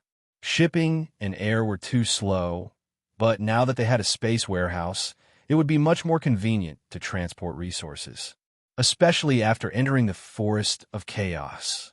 Miracle Commerce's airships couldn't just randomly enter the Forest of Chaos. If they couldn't solve the problem of transporting resources, how could Miracle Commerce develop the Forest of Chaos? Chu Tian personally guided Vivian, Meng Qingwu, and Meng Yingying as they began the construction of the space warehouse. This was because the lowest level of spatial technology was level 3 source energy technology. Only true spirit realm experts with spatial abilities could operate it, so only Vivian could do it. Meng Qingwu and Meng Yingying had a strong learning ability, mainly learning the complex spatial knowledge. Of course, Meng Yingying's learning ability was weaker than Meng Qingwu's, but Meng Yingying's mirror source spirit could imitate other source spirits. There would be a day when Meng Yingying would become an important spatial technology researcher. Today, the research room erupted in cheers. Great, we've successfully marked the space. Vivian danced with joy. After using an entire 10 days of time, Vivian had finally placed a spatial spiritual imprint on a subspace. After this imprint was placed, they could choose to summon this subspace in the future. This way, they wouldn't have to randomly summon a subspace. Vivian and Meng Yingying high-fived each other in celebration. Meng Qingwu was also very excited. This progress was much faster than she had imagined. Actually, as long as they could do this, the space warehouse could be used. With the subspace successfully marked, it was time to modify the space. Miracle Commerce used the level 3 source energy array to capture a subspace, but it was only around 1,000 cubic meters. Even if they were lucky, They could find a subspace that was around 2 to 3,000 cubic meters. Although it was large enough for normal storage equipment for a warehouse, this amount of space was not enough.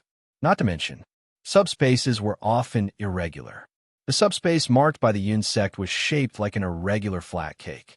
It was very long and wide, but the highest part was less than 3 feet and the lowest part was less than 10 centimeters.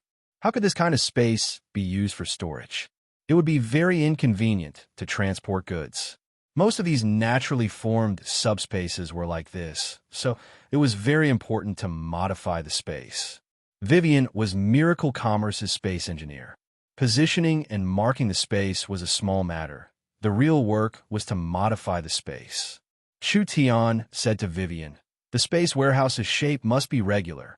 Your next task is to modify it. I hope to see a cube that is 10 meters in length, width, and height." Meng Yingying and Vivian had a bitter expression.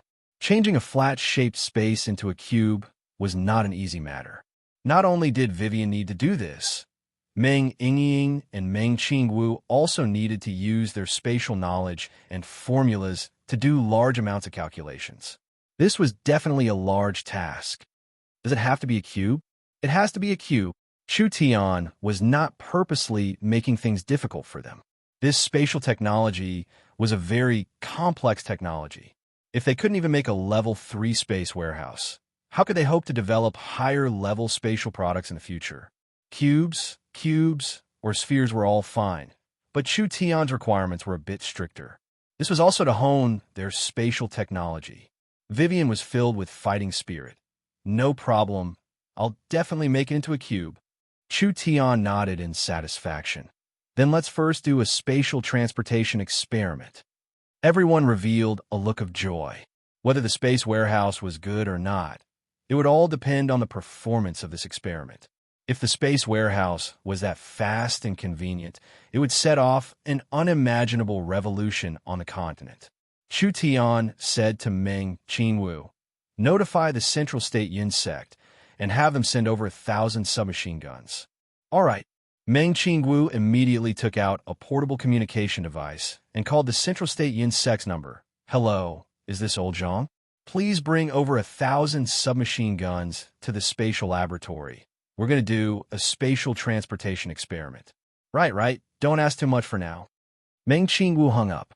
At this time, the Central State Insect immediately went to the Central State warehouse and counted the 1,000 source energy submachine guns. Every 100 of them were packed into a box, and finally 10 boxes were sent to the spatial laboratory. "Open the source energy array."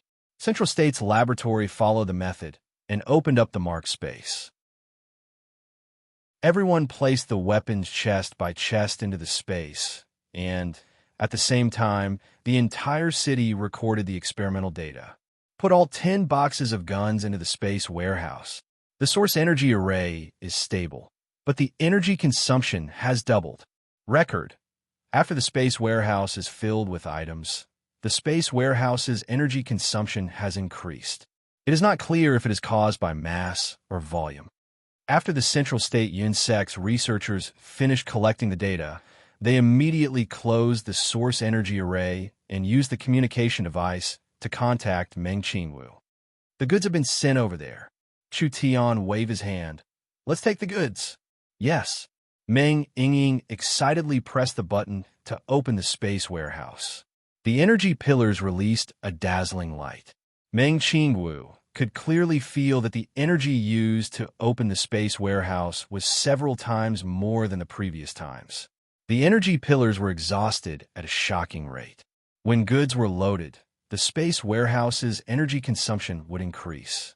Energy was very cheap in this era, so it wouldn't increase the cost by much. However, it would restrict the quantity and quality of goods transported. This could be considered a kind of restriction, but it was still acceptable. Vivian and Meng Yingying quickly took out the 10 boxes. Each box was still intact, without any damage at all. When they opened the boxes, there were 100 submachine guns neatly stacked on top of each other. There wasn't even the slightest bit of turbulence during the transportation. "Wow, perfect! Meng Yingying excitedly shouted. Doesn't this mean that I can eat Central State's roasted chicken in Southern State at any time? Vivian's little face turned red. Not to mention Central State's roasted chicken. When our elves build the space warehouse, I'll have the elders brew the best quality elven green tea for you every day. Even if it's sent to your room from tens of thousands of miles away, it will still be freshly brewed and piping hot. Meng Qing Wu couldn't help smiling. These two girls only knew how to eat and drink. Chapter 724. The Forest of Chaos did not have 4 seasons. There was only a rainy season and a dry season. Now it was the Forest of Chaos rainy season. The warm and humid air flowed from the west coast to the mountain range, covering the entire Forest of Chaos. The fertile soil and the small population made it easy to obtain food, and there were many varieties to choose from. Whether it was spirit beasts, elves, or even ogres, as long as they found a piece of land and scattered their seeds, they would be able to harvest delicious fruits in the coming year without any cultivation. There was no kingdom, no law, and no order here. People did not need to pay taxes, and they did not need to bow down to anyone. As long as they were strong enough, the rich forest would have endless resources. This was a paradise for experts. It was a hell for the weak. The rich and complex environment gave birth to many different kinds of life. From the ancient species to the rare beasts of the modern era, from the ancient dragons to the elegant elves, they all regarded the Forest of Chaos as their ideal home. Although the resources here could support 100 times the population, it was hard to not have fights where there was life. Humans fighting with humans, humans fighting with beasts, and beasts fighting with beasts were already the most common scenes in the forest. Desires were endless. For example, the Dragon Lord. This giant dragon had lived for thousands of years and occupied the noble dragon city. It was said that his wealth could be piled into the heavens. However, he was still not satisfied with this. He would plunder large amounts of wealth from the subordinate cities every year. The giants of the giant mountain range. They emptied 100 miles of mountains and built the largest palaces in the Forest of Chaos. The treasures inside were coveted by countless experts of the continent. The Elven King ruled the Elven Council, controlling several dozen elven cities and working with several small and medium-sized races, becoming one of the strongest powers in the forest. They controlled countless ancient knowledge and wisdom. The beautiful sea race, Queen built a city in the sea, stretching from the far west coast to the center of the Forest of Chaos. She wanted to take all the treasures of the sea and land into her hands. There were countless of these powers that were not weaker than peak warring kingdoms. They wildly explored the Forest of Chaos, endlessly fighting and killing. The powers intertwined with each other, and the Forest of Chaos was in chaos. Heroes rose together, the strong contended, the weak could only choose to be vassals, and even more the weak tried their best to hide themselves, maintaining the laws of the Dark Forest. No one knew just how many unknown secrets and strengths were hidden in this primitive forest. The Forest of Chaos, the outer region. This place was not strongly affected by the rainy season, but it was still warm and humid. This was a barbaric land with a low degree of development. The roots of the giant trees were everywhere. There were all kinds of fungi and plants, and there were countless poisonous snakes, insects, and flowers. It was like every corner was filled with a fatal danger. In the middle of this dense forest, there was a large open space. This looked like a demon beast's nest. There were several dozen giant lizards lying here, and each one was releasing a terrifying aura. They were covered in emerald green scales that glowed like they were made of jade. There was a spring filled with life energy in the center of these lizards. When soaked in this aura, the demon beast could grow without hunting. Rustle, rustle, rustle. There was suddenly movement in the forest. The giant lizard smelled the scent and stood up. It let out a low, warning growl towards the forest. The bushes full of berries suddenly shook a few times, and a few extremely sharp sword cheese shot out. In an instant, the beautiful scales of the giant lizard were shattered, and a few lizards were injured. Roar! The lizards angrily counterattacked. They opened their huge mouths, but didn't spit out anything. Instead, the roots and bushes on the ground seemed to be hit by some kind of energy. They all broke apart and scattered into the air. Each fragment looked like it had been twisted. 5 people wearing travelers' cloaks appeared in their field of vision.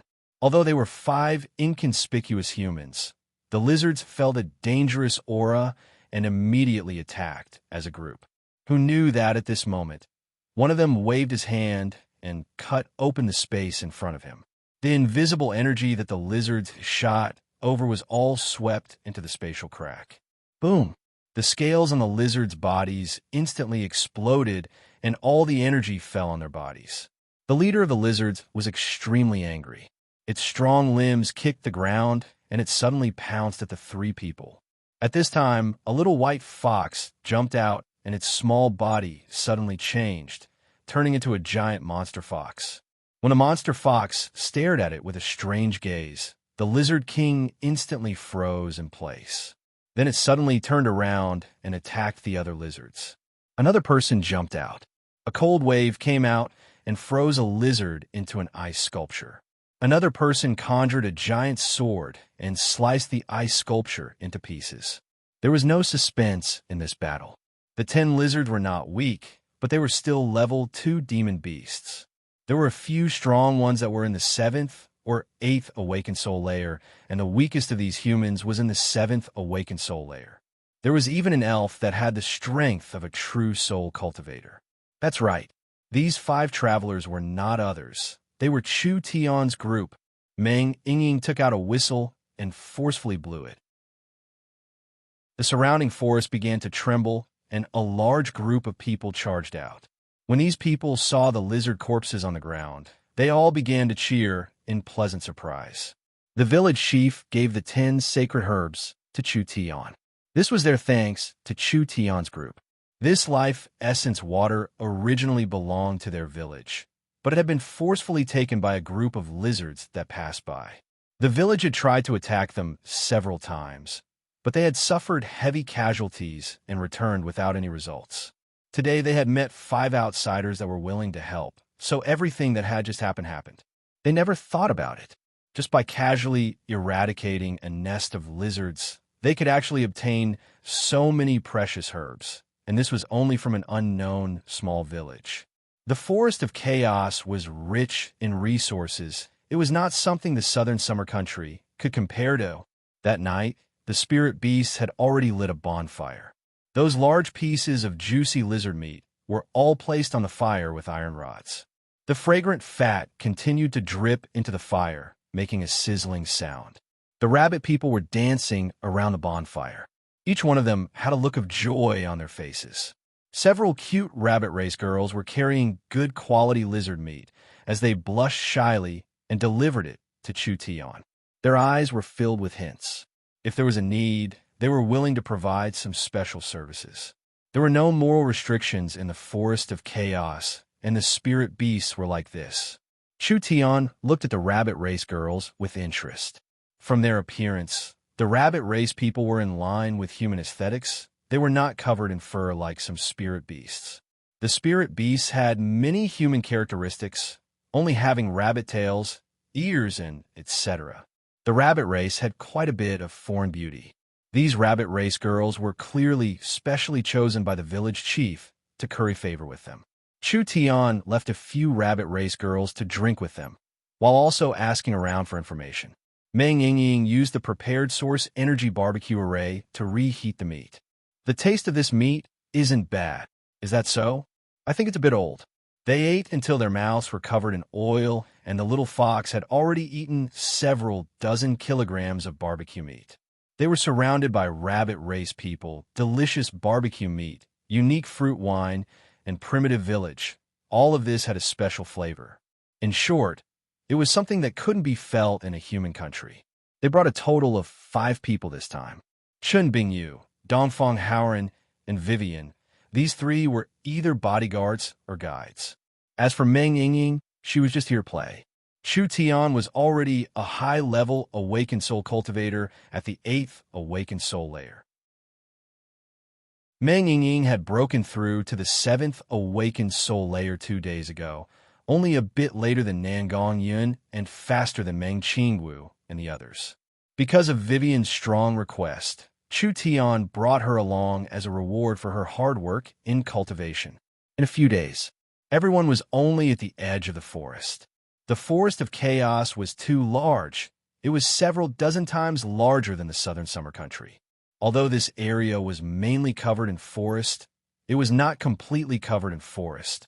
There were also deserts, beaches, and swamps. Other than that, the population density of the forest of chaos could not compare to the southern summer country. But the demon beast density was several times that of the southern summer country. It was because the forest of chaos was too large. Vivian was not clear on the situation here, so she could only talk about the large powers. As for the other small powers and hidden powers, not to mention her who rarely went out, even an elven elder wouldn't be able to explain them. Meng Ying took a bite of roasted meat. How can we establish ourselves in the forest? Is there a need to say? Of course it's to steal a city, Vivian said without even thinking. The forest of chaos has tens of thousands of cities, and most of these cities are built on the richest spiritual veins, the most resources, and the safest places. As long as we can steal a city, we can become a lord and develop our influence through managing the city. For a small village like this, there's a lot of mobility. It won't be able to grow. Meng Ying found this very interesting. Then what are we waiting for? Can't we just directly steal it? Chu Tian rolled his eyes. If stealing a city was that easy, the forest of chaos would have already been unified by others. That's right, that's right. Vivian nodded in agreement. The forest of chaos is much larger than the southern summer country. Any random forest city would have quite a few true spirit cultivators guarding it. If we want to capture this city, the difficulty would not be lower than capturing the southern summer imperial city. Meng Ying was secretly speechless. Any random city in the forest of chaos had this kind of shocking strength. With Miracle Commerce's current strength, they really couldn't steal it. Even if they did, they wouldn't be able to defend it. After all, in this chaotic area, the hundreds of races were very chaotic. Vivian said with a sigh, "It's a pity that I'm not an adult yet. Otherwise, I could ask Royal Father to give me an elven city." Pooh! They almost spat out the food in their mouths. Chu Tian also looked at Vivian with a face of surprise. Although he knew that Vivian's status wasn't low, he never thought it would be this high. Could it be that her father really was the Elven King? But it seems like there's no hope now. I left the tribe to gain experience, and this matter has definitely been reported to the council. With this stain, the council will not approve it. Chapter 725. Miracle Commerce conducted several tests and collected a large amount of data. The final conclusion was that the space warehouse was very stable. Other than not being able to store life forms and pure energy objects, there were no other restrictions. The space warehouse would not damage the items stored, and it even had the effect of preventing them from rotting. Other than that, the space warehouse consumed a large amount of energy to maintain, and the amount of energy consumed was closely related to the items stored in the warehouse. An empty warehouse consumed the least amount of energy, and the more items stored, the more energy it consumed. This was related to the volume, quality, and energy of the items stored. If the volume was too large, the quality was too high, or the energy was too strong, the space warehouse's energy consumption would be very large. At that time, the 4 energy pillars would be drained before the space could be opened, causing the space warehouse to fail. Although energy wasn't valuable, building the energy pillars was quite troublesome. Therefore, in the process of opening the space warehouse, one had to carefully understand the situation of the warehouse to avoid unnecessary losses and troubles. Whether it was the space warehouse's structure or the space warehouse's encryption, the warehouse needed a large amount of time and energy to complete. This was not a small project, and to Miracle Commerce, who only had a single spatial engineer, it was not a small challenge. Vivian had no complaints about this. Rather, she felt very honored. Because this job was special and irreplaceable, she was filled with energy. The space warehouse was not only Vivian's first business, It was also a perfect work of art that was slowly being created in her hands. She wished she could use all her energy to make it perfect. Vivian worked overtime every day with Meng Qingwu and Meng Yingying helping her. The space warehouse's progress was not fast, but it was being pushed forward little by little. Only Chu Tian had been coming to the spatial laboratory less and less recently. It was unknown what he was doing all day. Meng Qingwu asked around and found out that Chu Tian had brought Gu Qianxiu and a group of old men to do research on medicine. Meng Qingwu understood Chu Tian too well. This fellow wouldn't do anything unnecessary. Since he could produce this strange medicine, there had to be a reason. What was the use of this medicine? How could Miracle Commerce's general manager not know what was happening in Miracle Commerce? Meng Qingwu personally looked at the Yunsec's research records and was shocked to find that she had never heard of this medicine before. Large amounts of fierce beast blood and strange materials were used to refine a thing called the wild blood medicine. What was the use of this thing? It was definitely not a medicine to increase one's cultivation base, and it did not have any healing or detoxifying effects. Meng Qingwu couldn't help finding Chu Tian and slapping the documents on the table. The space laboratory has reached a critical point. It's fine if you don't help, but now you're researching this strange thing. Aren't you going to give me an explanation? Explanation? Why would I explain it to you? I am the boss of Miracle Commerce, and you're acting like the boss's wife. Chu Tian calmly took a sip of tea. Before we enter the forest of chaos, what do you think is the most urgent problem to solve? This question stunned Meng Qingwu. The company had a bunch of problems that needed to be solved, so she didn't know which one was the most important. Meng Qingwu countered with a question, then what do you think it is? We lack a strong army of our own. Actually, Miracle Commerce's technology is already very advanced in the modern era. Chu Tian said this before pausing, but Miracle Commerce lacks a synchronized military force. Perhaps we didn't feel it in the southern summer country, but once we enter a place like the Forest of Chaos, this problem will be fatal. Meng Qingwu said with knit brows, don't we have source energy weapons? The source energy weapons also need humans to control them. Chu Tian explained his intentions, so I'm prepared to create an army. Miracle Commerce's Underworld Mercenary Group had 30,000 people. Actually, the Underworld Mercenary Group's original intention was to protect Miracle Commerce's various businesses. Miracle Commerce's businesses were too wide, so they needed a certain amount of military force to guard them. Once the mercenary group was scattered, there wouldn't be much left. The Giant Shark Gang had 100,000 members, but there were only 10-20,000 elites, so they couldn't effectively protect Miracle Commerce. As for the 200,000 Southern Summer Cavalry in their hands, this was the blood of the Southern Summer Country, and it was a pretty good army, but it didn't belong to Miracle Commerce. Not to mention the fact that cavalry couldn't be used in the Forest of Chaos. The Forest of Chaos was different from the Southern Summer Country. The Forest of Chaos was a truly chaotic land. If one didn't have a strong enough influence, what could they do even if they brought good goods into the Forest of Chaos? Perhaps before the company could even start operating, everything would be stolen. Meng Qingwu was a little interested. Then what are you prepared to do? At this time, Chu Tian's communication device rang. Meng Qingwu was a little surprised. Only the core members knew Chu Tian's number. If there wasn't a big matter, no one would call him. Everyone knew that Chu Tian was very lazy, so if something happened, he would look for Meng Qingwu. Nangong Yun's anxious voice came, Chu Tian, this is bad. We've been robbed by bandits. Where did these bandits come from to rob Miracle Commerce? Wasn't this nonsense? Even the Southern Summer King did not dare offend Miracle Commerce now.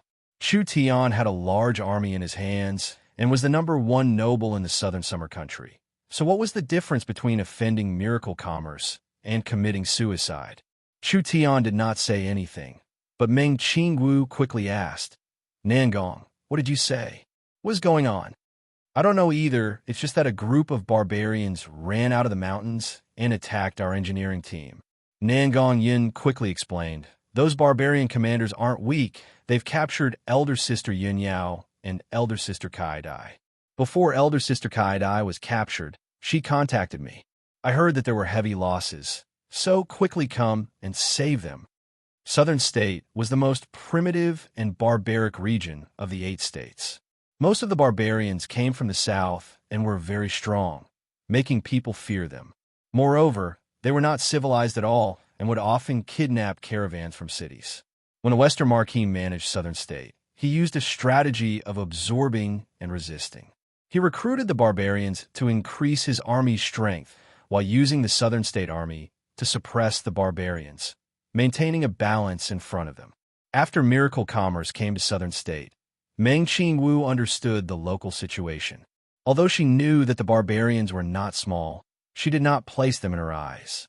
She never would have thought that. How could this bunch of damned fellows be so blind? If we don't eradicate the barbarians, Southern State's development will be hindered. Meng Qingwu stood up and said, "We have 200,000 storm cavalry. Why don't we use this chance to wipe out the barbarians?" The 200,000 storm cavalry was a strong army that could fight the warhounds. The Southern Summer Country had spent countless resources and energy to train them. These barbarians were the lowest of the low, and each tribe only had a few thousand people. They could not stop the storm cavalry's charge. Damn, they're simply going too far. Chu Tian angrily slapped the table. Nangong, bring 500 Griffin Knights first. Even if you have to go door to door, you have to find out which barbarian tribe ate a bear's heart and leopard's gall, daring to rob my miracle commerce. I'll gather the army, and I'll be there soon. If we don't teach these barbarians a lesson today, they won't know who the owner of this land is. All right. Nangong Yin hung up the call. Chu Tian's anger had not disappeared. He turned to the side and found that the young miss was looking at him with a strange gaze. Chu Tian was scared by the young miss' gaze. "Young miss, why are you looking at me like this? Our people have been robbed. Aren't you worried at all?" The young miss gave a cold laugh. "Your acting is quite good. I was almost tricked by you." Chu Tian pretended to be surprised. Why does the young miss say this? If my guesses aren't wrong, Miracle Commerce has not been robbed at all. It was all a show you directed, right? Young miss, you need evidence to speak. I'm such a pure and honest person. How could I direct this kind of dirty trick? Meng Qingwu stared at him. If Miracle Commerce had really been robbed, it would be strange if you weren't angry. Would you still be sitting here, calmly talking nonsense with me? Also, you had Nangong Yin go door to look for you. If someone was really captured and Nangong Yin found a hostage, it would be strange if they didn't all die. The little fox is divine. I can clearly find the target. Why didn't you use it? Why did you have to use this kind of stupid method? Others might not know Chu Tian's background, but how could Meng Qingwu not know? Chu Tian's little fox was not just for show. That divine eye could be considered a divine investigative tool. As long as it locked onto a general area, the little fox could easily find this group of reckless robbers. Nangong Yin could have just brought the Griffin Knights over to save them. Why did he have to go through all this trouble? There was only one possibility. This was definitely a good show, directed by Chu Tian himself. Chu Tian helplessly said, "The young miss is truly a beautiful and intelligent girl. I can't fool you at all. It's not that you can't fool me. It's that your acting is too bad. But it's also good. He could use this chance to show off his muscles in Southern State. He would let the barbarians and the Southern State nobles see who the true boss of this territory was." Miracle Commerce had deliberately spread the news everywhere. Almost everyone in the city knew that Miracle Commerce had been attacked and 2 important members of the management had been captured by the barbarians. This matter was spread all over the city, and everyone knew about it. After around 3 hours, the 200,000 soldiers neatly lined up. Every 10,000 people formed a large group, with a total of 20 groups. Chu Tian personally led this group, charging into the barbarians' territory. Meng Qingwu used her status as the Southern State Marquis to gather over 100,000 Southern State soldiers, following the Storm Cavalry. Because they had been robbed by a group of barbarians, Miracle Commerce had mobilized an elite army of several 100,000 people. This was unprecedented in the history of Southern State. The Southern State nobles wanted to see a joke, but when they saw the terrifying power in Miracle Commerce's hands, their faces all turned pale in fear. This was too terrifying. If anyone dared to provoke miracle commerce in the future, they would be instantly crushed into nothing. It was impossible for the barbarians not to know about this army of several 100,000. The entire barbarian race exploded as the tribe leaders gathered together in shock. Which bastard had provoked a giant like miracle commerce?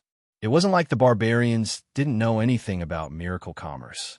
After all, miracle commerce's influence was too large, and the barbarians were proud to use miracle commerce's electric lamp. Although they didn't know how strong miracle commerce was, they wouldn't provoke this kind of peak power for no reason. This is bad. This is the Southern Summer Country's strongest storm cavalry. Reporting to the chief, the humans have sent several 100,000 cavalry. We need to quickly escape. Damn it. Which tribe did this? Do they not have fucking eyes? Quickly find them and hand them over to the humans. Too late. Too late. The human army has already surrounded us. They want to use this as an excuse to capture our barbarians in one fell swoop. The barbarians were like ants on a hot pan. Chapter 726. So what if Vivian could come to a city? The elves were xenophobic, especially afraid of humans. They would not allow humans to live in the city, and they would not allow humans to manage the city. Letting Chu Tian live in the elven city was a kind of restriction. The Forest of Chaos environment was different from the Southern Summer Country. If one didn't have a strong enough fist, they wouldn't be able to protect it no matter how many they had. This was also the reason why Chu Tian was not in a rush to find allies in the forest. In this chaotic and disorderly place, they would make a move if they wanted to. As long as there was profit to be made, there would be no reason at all. Honored guests.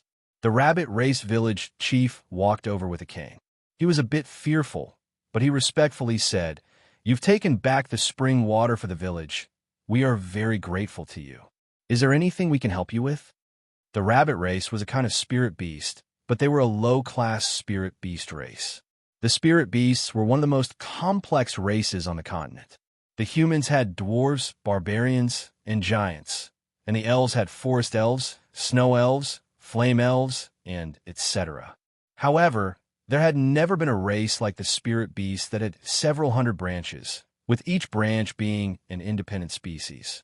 This was truly incredible. The special characteristic of the spirit beasts was that the higher level the spirit beasts were, the more violent they were, and the lower level spirit beasts are, the more docile they were. The rabbit race was a race that did not like fighting because they were weak, so the rabbit race relied on higher level races to survive. There weren't many independent rabbit race villages like this, and once they were targeted by hunters or demon beasts from other races, they would immediately be exterminated. The rabbit race did not have anything, and their civilization was very backward. They didn't even understand source energy arrays, not to mention alchemy. The spring of life was the foundation of the rabbit race's survival. Chu Tian's group had helped them take back the spring of life from the demon beasts. This was a large favor to the rabbit race. The only thing the rabbit race was worried about was that they had other plans. If these people had bad intentions, this village would not be able to be kept. All the rabbit race members had to leave as soon as possible to avoid a disaster. We are just a few normal adventurers. We came to the Forest of Chaos this time to buy some materials. However, we are not familiar with the Forest of Chaos, so where can we buy materials from? We will need the village chief's advice. They didn't have enough strength, so being low-key wasn't a bad thing. Chu Tian had already thought of a goal in coming to the Forest of Chaos. He just wanted to find a suitable source for miracle commerce and supply them with high-level materials to satisfy the source energy weapons production. He would not participate in the chaotic battles of the Forest of Chaos for now. Stealing a city to build a gang? Forget it. With their current strength, any random tribe would be able to cripple miracle commerce. Haste makes waste. He would first create a berserker army. Around 100 miles from here, there is a small settlement. It is a temporary small town, and if the nearby villages need to exchange for supplies, they will all be done in this small town. The rabbit race village chief let out a sigh of relief. Although this small town isn't big, there are quite a few forest specialties. Even if you can't find anything Sir is satisfied with, it is quite convenient to obtain information there. A temporary small town? Chu Tian could understand this. The small races of the Forest of Chaos and even the medium-sized powers were all forced to follow the Dark Forest law. So the Dark Forest law was not hard to understand. It meant that in a dark forest, there were countless hunters. These hunters could all become each other's prey, so it was necessary to hide in this kind of environment. Once they were exposed, it was very risky. Not only would it attract the attacks of other hunters, it would also attract the attention of other giants. There would be the danger of being swallowed up or even being exterminated. Therefore, if the small and medium-sized races wanted to develop in the Forest of Chaos, they had to follow this law. Because they didn't dare expose themselves, how could they exchange for supplies from the outside world? This kind of temporary small town was a method. When the villages needed supplies, they would disguise themselves and come to the small town. After exchanging for what they needed, they would immediately leave this place, not daring to stay too long to avoid attracting the attention of others. Since they had obtained some information, they would set off. "Sir, please wait." The rabbit race village chief could see that Chu Tian was the leader of this group. He gently clapped his hands, and several well-developed rabbit race beauties came out. These rabbit race girls had all washed themselves, and their watery eyes stared at Chu Tian. What is the meaning of this? These are the 10 most beautiful girls in the village, and they are all virgins. They are now offered to Sir and will become Sir's personal maids. The rabbit race is gentle and warm. They will definitely serve Sir well. Fuck, it can't be. Chu Tian was a bit stunned. The rabbit race looked a bit strange. After all, they were not the same race as humans. However, from a human's point of view, the rabbit race girls were petite, full, and gentle. They were the best choice for maids. In the human world, a beautiful rabbit girl could be sold for a high price, not to mention a virgin. But Chu Tian could clearly feel that there was a sharp gaze staring at him. Even Chun Bingyu was silently looking at him, and Vivian was frowning. How could he take this? Chu Tian righteously refused. How could I, Chu Tian, be a person who is greedy for beauty and tramples on others? I appreciate the village chief's good intentions, but I cannot accept this kind of gift. The rabbit race village chief said, "No, this is their honor. I hope Sir will not refuse." These words were not a lie as the rabbit race girls revealed looks of desire. They lived in the Forest of Chaos, living in precarious situations every day. If they were taken in as maids by an expert, it would be like flying up a branch and turning into a phoenix. Not to mention that this human was in line with the rabbit race's point of view. It was much better than those fierce-looking tigers and bears. From the perspective of the rabbit race, they could use this to monitor Chu Tian. If Chu Tian went back and spread the location of the rabbit race's village, these rabbit girls could run back and report, ensuring the safety of the village. In a place like the Forest of Chaos, they had to be careful. "Village chief, don't force us. The small town is very dangerous. It isn't safe for us to bring the rabbit girls." Meng Yingying suddenly stood up and said, "Leave them here first, and we'll take them when we have a chance." That's it. The rabbit race village chief saw that the other side didn't want them, and his heart couldn't help feeling a bit disappointed. Was not being greedy for small benefits really noble, or was he preparing to be greedy for more? It really was hard to predict whether this was a blessing or a curse. The rabbit race village chief looked at Meng Yingying, Vivian, and Chun Bingyu for a few seconds, but this person had so many beauties by his side. Perhaps he really didn't like the commoners of the rabbit village, so he could only comfort himself like this. Chu Tian left the small village. Meng Yingying gave 2 coughs and said, "The 10 beautiful maids are gone. Are you disappointed?" "How could that be? Am I, Chu Tian, this kind of person? I am a free love advocate. This kind of transaction needs the location of the sword art.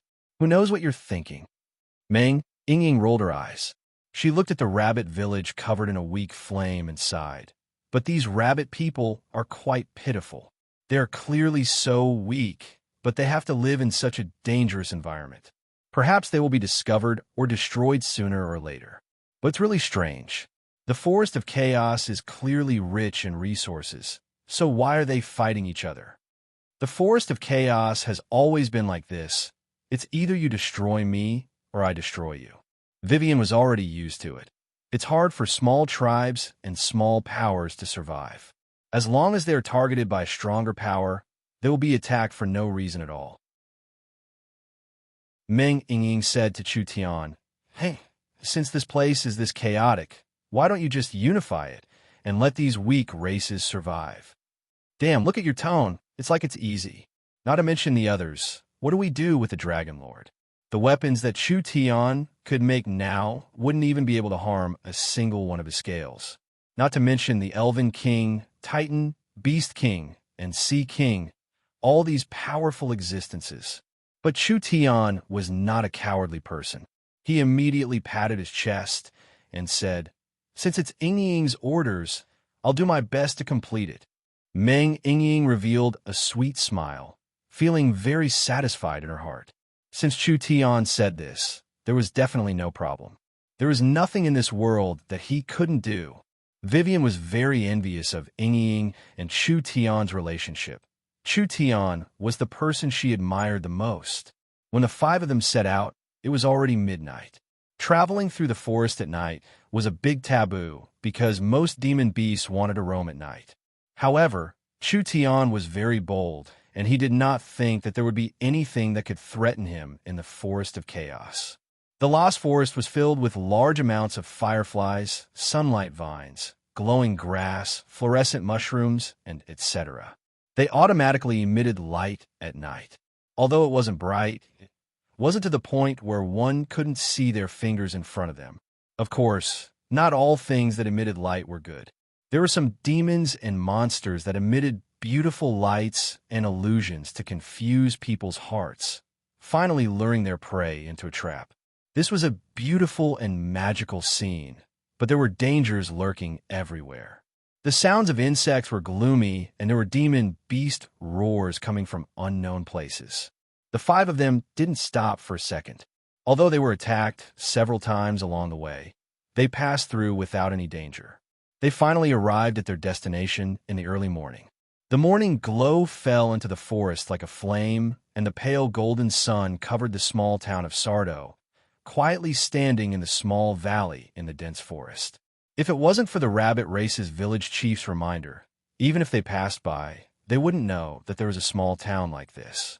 It was hidden very well and covered in green vines, almost merging with the forest.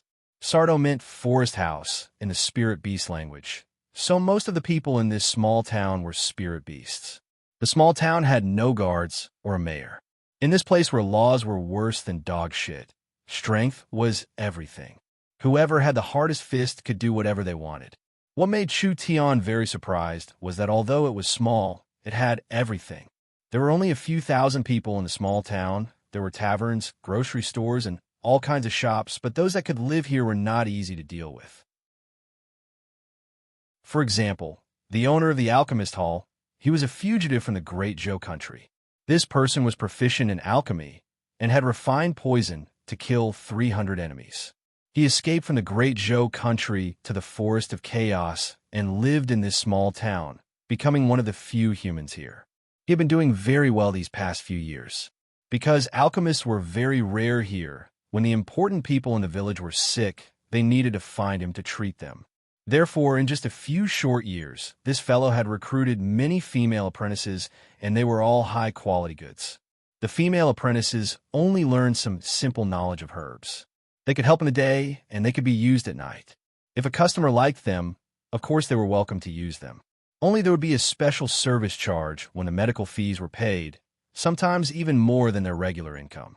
These girls did not have any personal property, and they had to endure being trampled and tortured all day, but they were very satisfied with their master and their current life.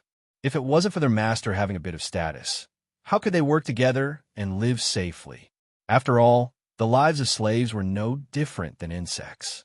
Strong alcohol, tobacco, hallucinogens, slaves, violence, and flesh.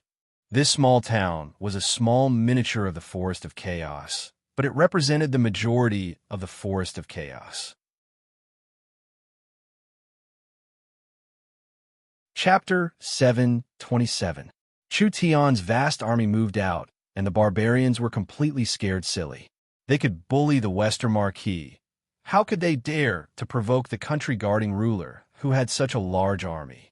The northern warhounds had tens of millions of people, but the southern state barbarians did not even have 1 million people. This small population was divided into several large and small tribes. The country-guarding ruler was not afraid of the warhounds. So how could he be afraid of the southern barbarians? So what if the barbarian warriors were strong and had thick skin? The warhounds' army of 600,000 had been completely annihilated by Chu Tian. Actually, the barbarians were afraid of offending the country-guarding ruler and bringing about the extermination of their tribe.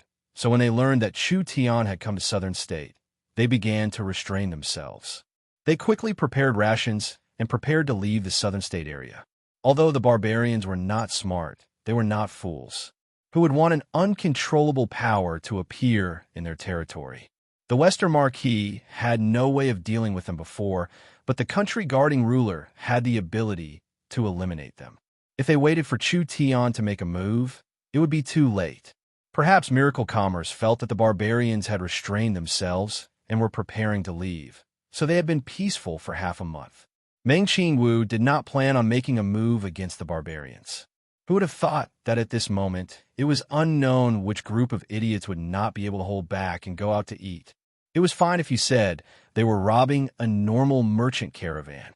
The barbarians had done this in the dark, and it was fine as long as they did not go too far. Who would have thought that this group of idiots would attack Miracle Commerce's communication team?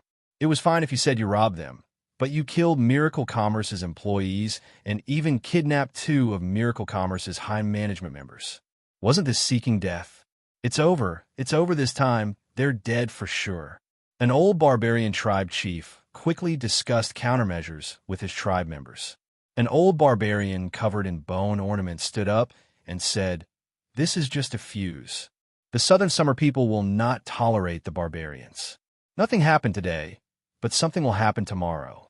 The humans will destroy us sooner or later. Even if they don't make a move, we won't dare rob them. Without a source of income, we will starve to death.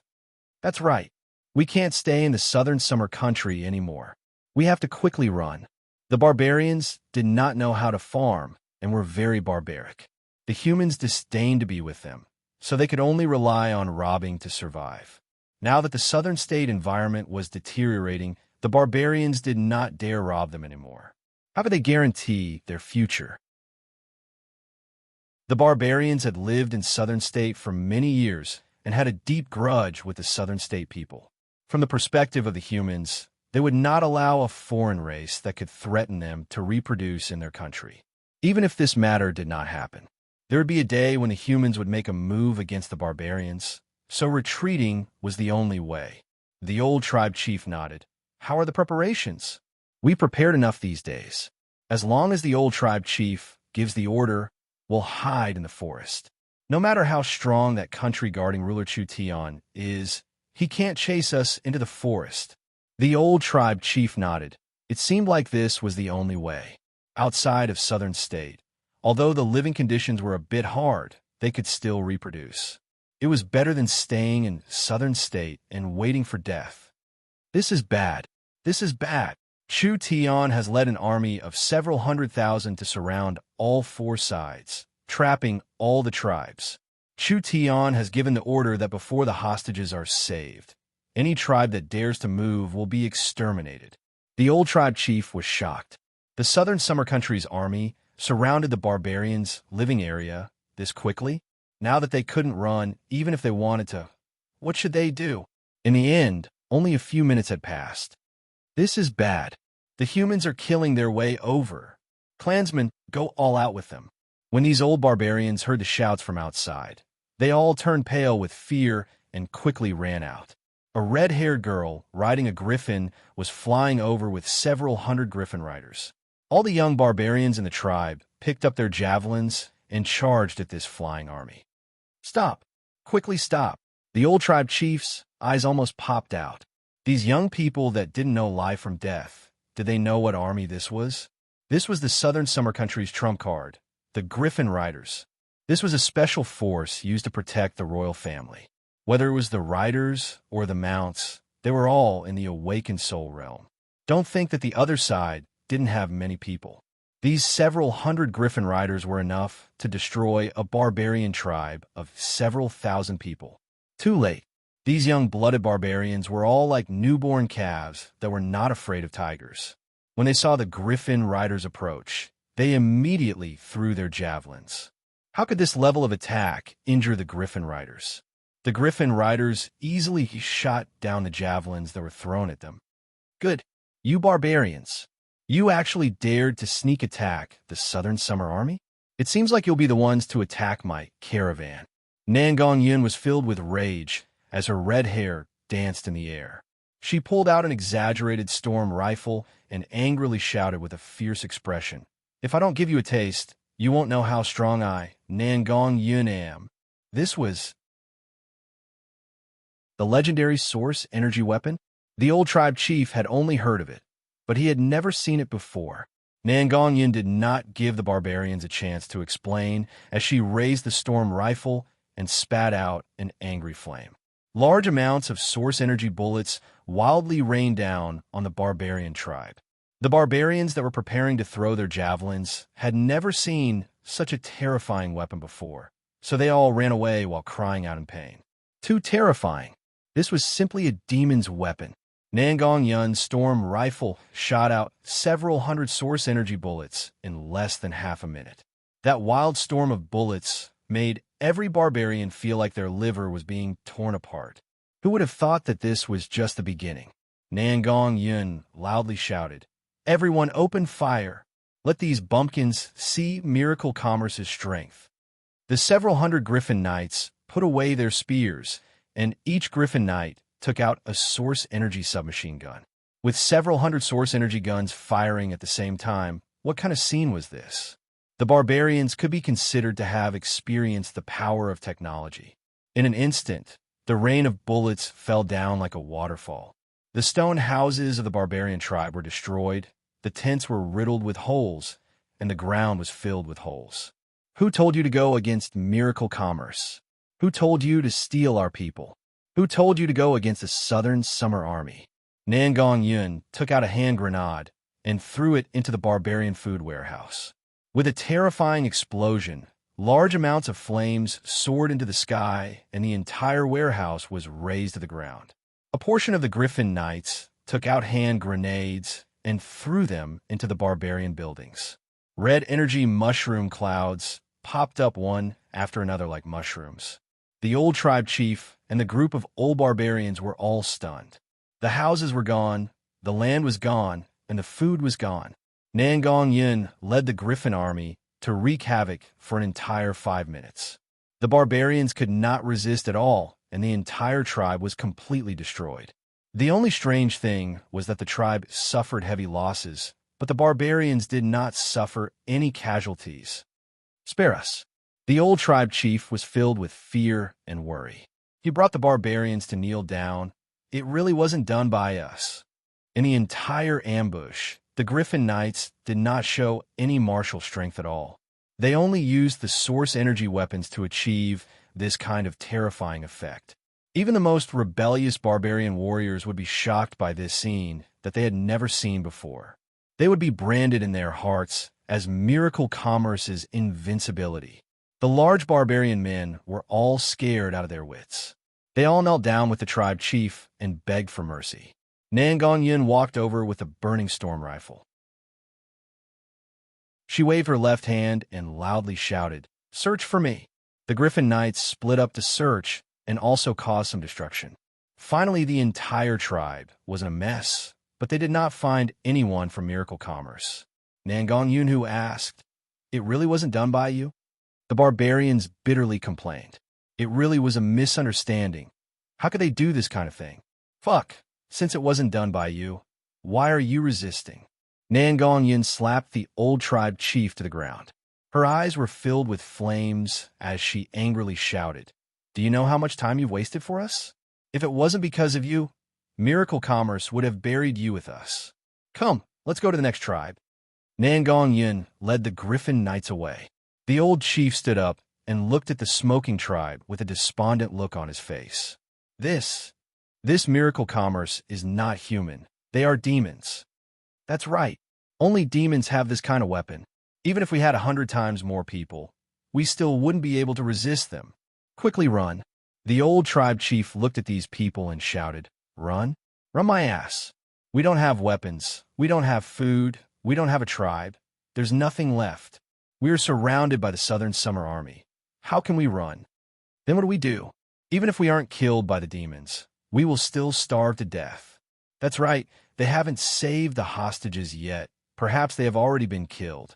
That terrifying woman just said that if anything happened to the hostages, all the barbarians would be buried with them.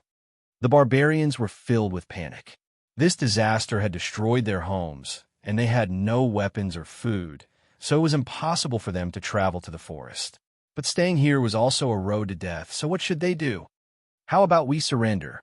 Surrender? The old tribe chief had never thought of this problem before, but after carefully thinking about it, there was no other choice.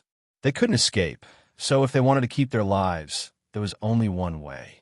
That was to surrender to Miracle Commerce and help them find the culprit and cut him into 10,000 pieces. Perhaps if Chu Tian was in a good mood, he would spare their lives. Although the barbarians did not have any skills, they were all very strong. Even 3-5 humans of the same level added together wouldn't be as strong as a single barbarian. So they should have some value as laborers. That's right. We surrender. Help Chu Tian find the culprit. After seeing Miracle Commerce's strength, the old tribe chief did not have any thoughts of resisting and immediately made the decision to surrender to Miracle Commerce. No matter what the result was, it wouldn't be worse than now. If their luck was good, they could still keep their lives. After all, this matter was not done by them. So Miracle Commerce had no reason to vent their anger on an army that surrendered to them in order to keep their lives. It wasn't just a tribe that did this. In just a short day, all the barbarians in the barbarian region had no home to return to. They were cursing the scum of their tribe for not having eyes and attacking Miracle Commerce, while they put down their weapons and begged for shelter with tears streaming down their faces. Chapter 728. The small town gave people a very strange feeling. Each person was tightly wrapped, and not only were they wearing large hoods, they were also wearing all kinds of strange masks. They seemed to be in a hurry and didn't talk to anyone. This place was specially built to facilitate the exchange of goods between the villages. Most of the people that moved were from the nearby villages, and these villages were on guard against each other. As for the residents of the town, whether it was the Great Zhou country's alchemist or the weapon shop owner, they were all criminals that escaped from various places. Each person was a hidden danger. Who was willing to deal with this kind of person? There was another kind of person hiding in the small town. This kind of person was a hunter, a bandit, or a human trafficker. Their job was to find a suitable village and kill them for profit. The women of the rabbit race, fox race, and elves could all be sold for a good price. The dwarves, bear race, and tiger race were all qualified slaves. The Forest of Chaos was rich in resources, and even the smallest village had quite a few treasures. Therefore, killing and stealing was the fastest way to get rich. There were no laws or rules here. So who could resist this kind of temptation? Under this layer of danger, a small town in the Forest of Chaos was completely different from a civilized country. It was very dangerous every time they came here.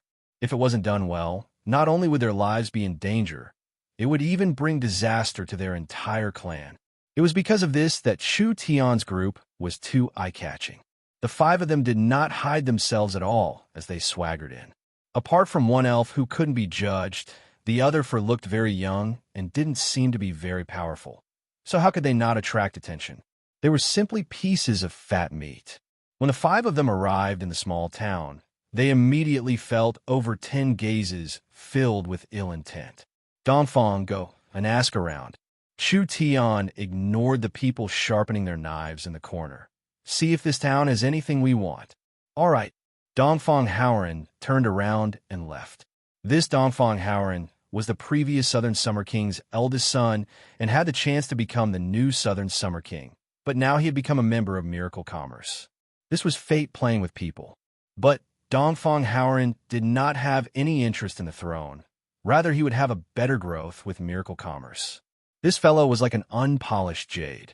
With a bit of carving, he would become another calm martial ruler, even surpassing Dongfang Gon. Chu Tian decided to train Dongfang Haoran into a Miracle Commerce general. He would have to rely on him to lead Miracle Commerce's army in the future. However, Dongfang Haoran was too young, so bringing him along to gain experience was also a good thing. Let's find a place to rest. There should be a hotel here.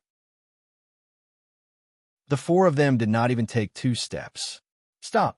Several tall and sturdy figures appeared in front of them, each one holding a weapon in their hands. Chu Tian looked over and saw that these were fierce-looking foreign race people. There were mouse race thieves, barbarian race men, and the leader was a lizard man covered in green scales. Because they were close, Chu Tian could smell the strong stench coming from the other side. Chu Tian knit his brows. What advice do you have? The few of them looked at each other with greed in their eyes. Your goods aren't bad. The lizard man in the lead threw out 3 low-grade source stones and pointed behind him as he said, I'll buy these 3 women. Take the money and scram. Chu Tian was a bit stunned. What was this? 3 low-grade source stones? The fiendish lizard man glared at Chu Tian. Are you deaf? I've already given you the money, and your women are in my hands. If you don't scram, I'll teach you a lesson. Go ask around and see who dares offend us in this small town. Meng Yingying, Vivian, and Chun Bingyu's faces sunk. Although they knew that the atmosphere in the Forest of Chaos was bad, being so rude and unreasonable in broad daylight really made people angry. Although there were many people watching, most of them were just here to watch the show. Chu Tian narrowed his eyes and said, It seems like you don't understand the situation. Refusing a toast only to drink a forfeit.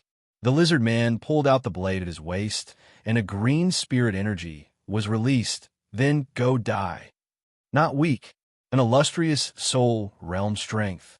In this kind of unknown small town, a random small character actually had the strength of the 4th awakened soul layer. No wonder he dared to be this arrogant. The Forest of Chaos overall strength was much stronger than the small southern summer country. However, he had offended the wrong person. Dang, no one saw what happened. The lizard man's blade slashed down on the ice crystal like sword, but the lizard man's blade broke like tofu. These lizard men were all shocked. This blade was still a high-grade soul weapon, but it broke with a single touch. How is this possible? I want this sword too. The lizard man swept out like an eagle's claw, looking like he wanted to take the sword. Chu Tian turned his wrist, and the netherworld sword came out of its sheath. The lizard man did not even know what happened before his arm was cut off. He gave a pitiful cry and retreated while holding his arm, but his arm was covered in blue and white netherworld flames. The flames quickly spread, and wherever it went, the muscles quickly withered.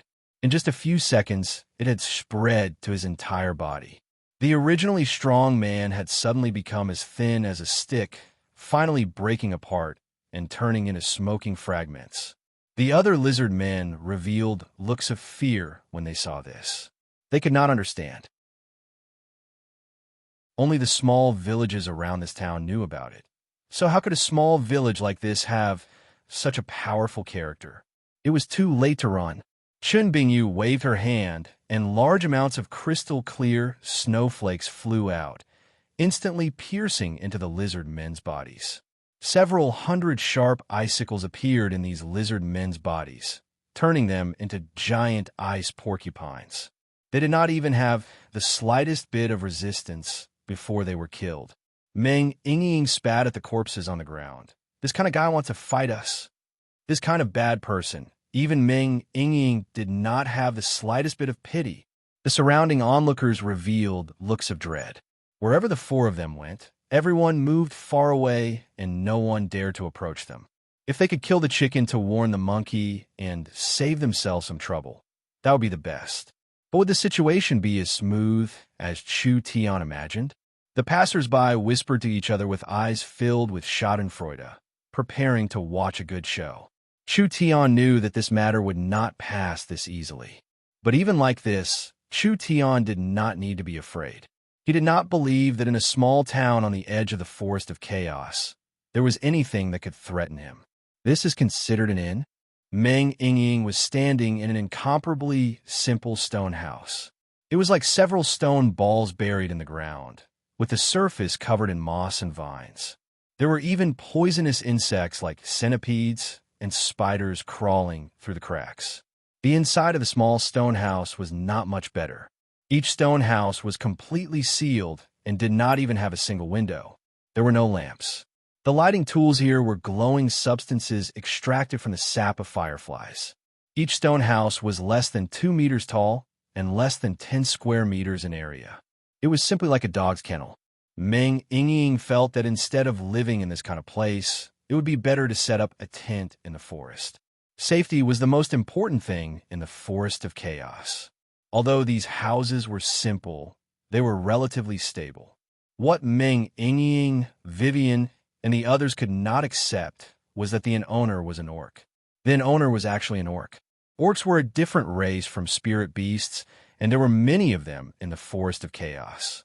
Their typical characteristic was their green skin, incomparably tall bodies, and 2 large fangs. They were even more barbaric than the barbarians. The half-beastman boss was wearing an apron-like pants, and his upper body was covered in scars. 2 short axes hung on his back, and his long hair was tied into dozens of thin braids that draped over his back. His mouth was full of a rancid stench that could make people faint from a distance of 10 feet. On the wall behind him, there were all kinds of marinated demon beast meat, with some of them having maggots on them. There were also bottles of unknown wine placed in a row. Do you want to stay here? The orc spoke in the spirit beast language, 1 low-grade source stone per day. So expensive. Meng Yingying's eyes popped out. 1 low-grade source stone was equivalent to 1 million gold coins. 4 or 5 million gold coins could buy a pretty good hotel in the southern summer country. You're definitely trying to rip us off because we're outsiders. The orc dug his large nose.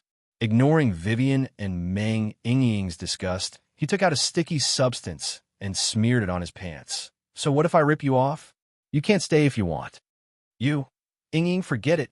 Chu Tian didn't want any trouble, so he took out 3 low-grade source stones, at most 3. Arrange a room for us. The orc's eyes lit up, and he immediately put away the source stones. He put on a smiling face. All right, come with me. The green-skinned fellow brought them into the room. Meng Yingying looked at the dirty orc, and her heart began to whisper. The orcs were the most notorious race, even worse than the barbarians. Was it really a good idea to live in their place? After the orc boss took the money, he became much more enthusiastic. Dongfang Howren came back at this time. I didn't see any or being sold in the market. There were only some local specialties being traded here.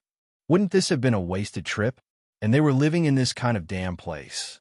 It's not strange. Small villages have low refining skills.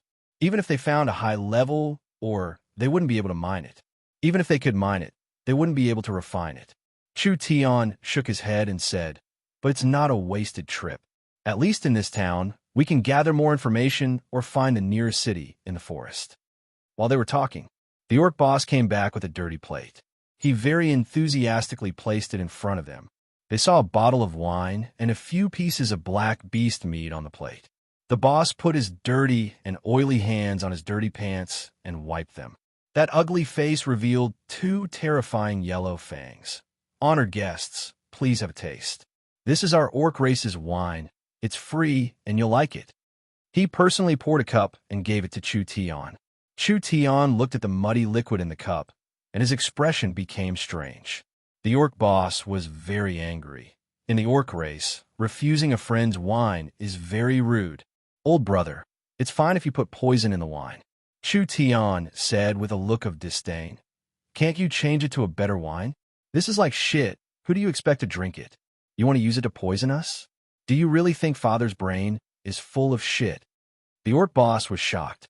He had bought this poison from the town's alchemist. He had promised that it was colorless and tasteless, so no one would be able to see through it. There were many guests that stayed in the inn that had been easily poisoned by the orc boss and taken all their belongings.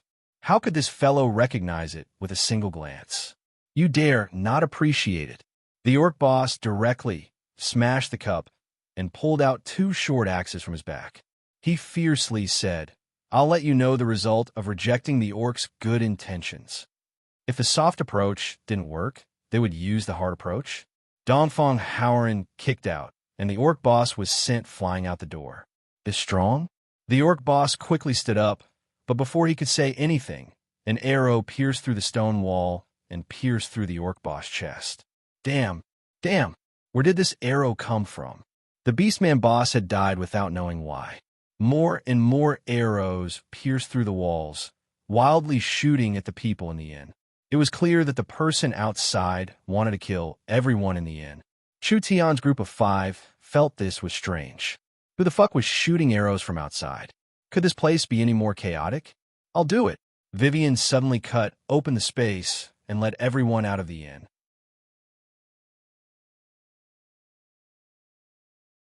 Chapter 729. The young Miss Guest was right. The Barbarian's Calamity was a masterpiece directed by Chu Tian. Actually, when he first came to Central State, Chu Tian had been secretly monitoring this special power. It wasn't that Chu Tian was afraid of the barbarians. Rather, Chu Tian was very interested in the barbarians. The barbarians were different from the weak humans. The barbarians were born with copper skin and iron bones. Most of the barbarians did not have the habit of cultivating because the barbarians' physical strength was very strong. It was around 10 times that of a grown man, around 5 times that of the leopard tribe spirit beasts and the wolf tribe spirit beasts. Even when compared to the tiger tribe spirit beasts and bear tribe spirit beasts, they were still 1 or 2 times stronger. The barbarians had terrifying strength. Even if they did not cultivate, they were not inferior to the elite Southern Summer soldiers. This was why the Western Marquis had not completely exterminated the barbarians after occupying Southern State for so long. Rather, he had suffered losses at the hands of the barbarians and had no choice but to compromise. In Chu Tian's eyes, the millions of barbarians living in Southern State could be a ticking time bomb or a gold mine. What did Chu Tian lack the most? Was it resources? Was it money or fame? No, he lacked soldiers. These barbarians were natural-born soldiers. As long as they trained a bit, they would immediately become a strong army. In the beginning, Chu Tian did not plan on using dirty tricks and just wanted to slowly recruit them. Who would have thought that he would receive a report that the barbarian tribes were storing food as if they were going to leave Southern State? How could this be? Once the barbarians left Southern State and entered the Southern Forest, not only would it be hard for Chu Tian to use them, they would also be a large hindrance to miracle commerce in the future. This was a barbarian force of over 1 million people. If they fought openly, unless they gathered together, Chu Tian would not care about them at all. But if they hid in the deep mountains and forests, it would be 10 times more troublesome for Chu Tian than if they started a riot in Southern State. This was because Chu Tian had to pass through the south. If there were over 1 million bandits on this road, the consequences could be imagined. This kind of thing could not happen. Therefore, Chu Tian sent Nangong Yun to destroy the barbarians with the excuse of rescuing the hostages, destroying the barbarians' hard work storing supplies, making them lose the ability to run. This was enough to display Miracle Commerce's strength, but it did not kill too many barbarians. It made these barbarians fear Chu Tian and Miracle Commerce from the bottom of their hearts. Because the barbarians did not dare fight Miracle Commerce, and adding in the fact that their supplies were destroyed, they did not do anything wrong. They could only surrender to Miracle Commerce, hoping that Miracle Commerce will be merciful and let them live. Chu Tian said to Dongfang Howren, "Gather the surrendering barbarians in the valley and surround it with 100,000 cavalry. Don't let them run." Yes. Dongfang Howren immediately rode off. An entire 200,000 strong barbarian youths were brought to the valley, and the southern summer country's 100,000 cavalry were stationed on the high ground. The The barbarians were very afraid seeing this. These southern summer elite cavalry were very strong, and if the barbarians dared to rebel, the 100,000 cavalry would charge down from the high ground, and all the barbarians would be finished. These barbarians were afraid, and the barbarians left in the tribe were even more afraid. Because the youths had all been taken away, the ones left in the tribe were all old and weak, so they did not have any ability to resist. Not to mention that the tribe had already been destroyed. Being in the ruins, they could not sit still at this moment. The barbarians anxiously shouted, "We want to see the country guarding ruler." Bang! A source energy cannon fired. That fierce energy flattened a small hill in front of the barbarians. The barbarians were stunned when they saw this. Miracle Commerce had an even more fierce weapon. If this thing was shot at a crowded area, the number of casualties would be in the hundreds. All of you shut up for me. Dongfang Howren was wearing a set of shining armor and was currently riding a divine blue colt, running around the valley. He had the style of a great general, and there was no expression on his square face at all. The country guarding ruler is investigating the matter of the barbarians attacking the caravan, so you are all suspects. Just stay here, and after this matter is over, the country guarding ruler will deal with you. Injustice. Injustice. This must have been done by the Black Rhino tribe. Nonsense. Our Black Rhino tribe hasn't done anything in half a month, so it must have been done by the Iron Bull tribe. I saw them bring a team out a few days ago. Fuck. Don't slander us. We only went out to hunt. The barbarians quickly blamed each other. With their simple minds, they never would have thought that this entire matter was directed by Chu Tian, and they were all victims. The barbarians did not believe that Miracle Commerce would do such a senseless thing, because with Miracle Commerce's strength, it wasn't hard for them to destroy the barbarians. So why would they do such a thing? The more the barbarians argued, the fiercer they became. In the end, they all began to fight in the valley. There were waves of people, and heads were bleeding, looking very intense. Hong, hong, hong. Several small hills were crushed. Dongfang Howren raised the loudspeaker and shouted, "Whoever dares cause trouble will be killed." The barbarians immediately became obedient. "We'll all surrender." We asked the country guarding ruler for mercy. Chu Tian was sitting on the high ground drinking tea. He looked over the strong barbarians and nodded in satisfaction. As long as they were trained, they would immediately become good soldiers. This was truly the heavens helping him. These big fools are quite pitiful. Meng Yingying saw the barbarians crying out in fear and hunger in the valley and couldn't help feeling compassion. Our goal has been achieved, and they've already obediently surrendered. So let's just let them go. Chu Tian shook his head. The barbarians are a rude, untrustworthy, and unreasonable race. If we want to deal with these fellows, we can only give them a deep lesson. Right now, it's not the right time yet. Look at how fierce they are. Although they say they want to surrender, once we let them go, I guarantee that most of them will escape in less than a night. Then what do? Let's hang them out for a week until they can't run anymore. Meng Yingying felt that doing this was a bit cruel. What if they riot from hunger? Chu Tian laughed and said, "The barbarians are afraid of the strong, and they've already shown their strength, so they won't dare act rashly. Not to mention, I didn't say we were going to kill them. As long as we don't give them hope, they will wait." Meng Yingying gave a sigh. "Stupid barbarians, it's not that I don't want to help you.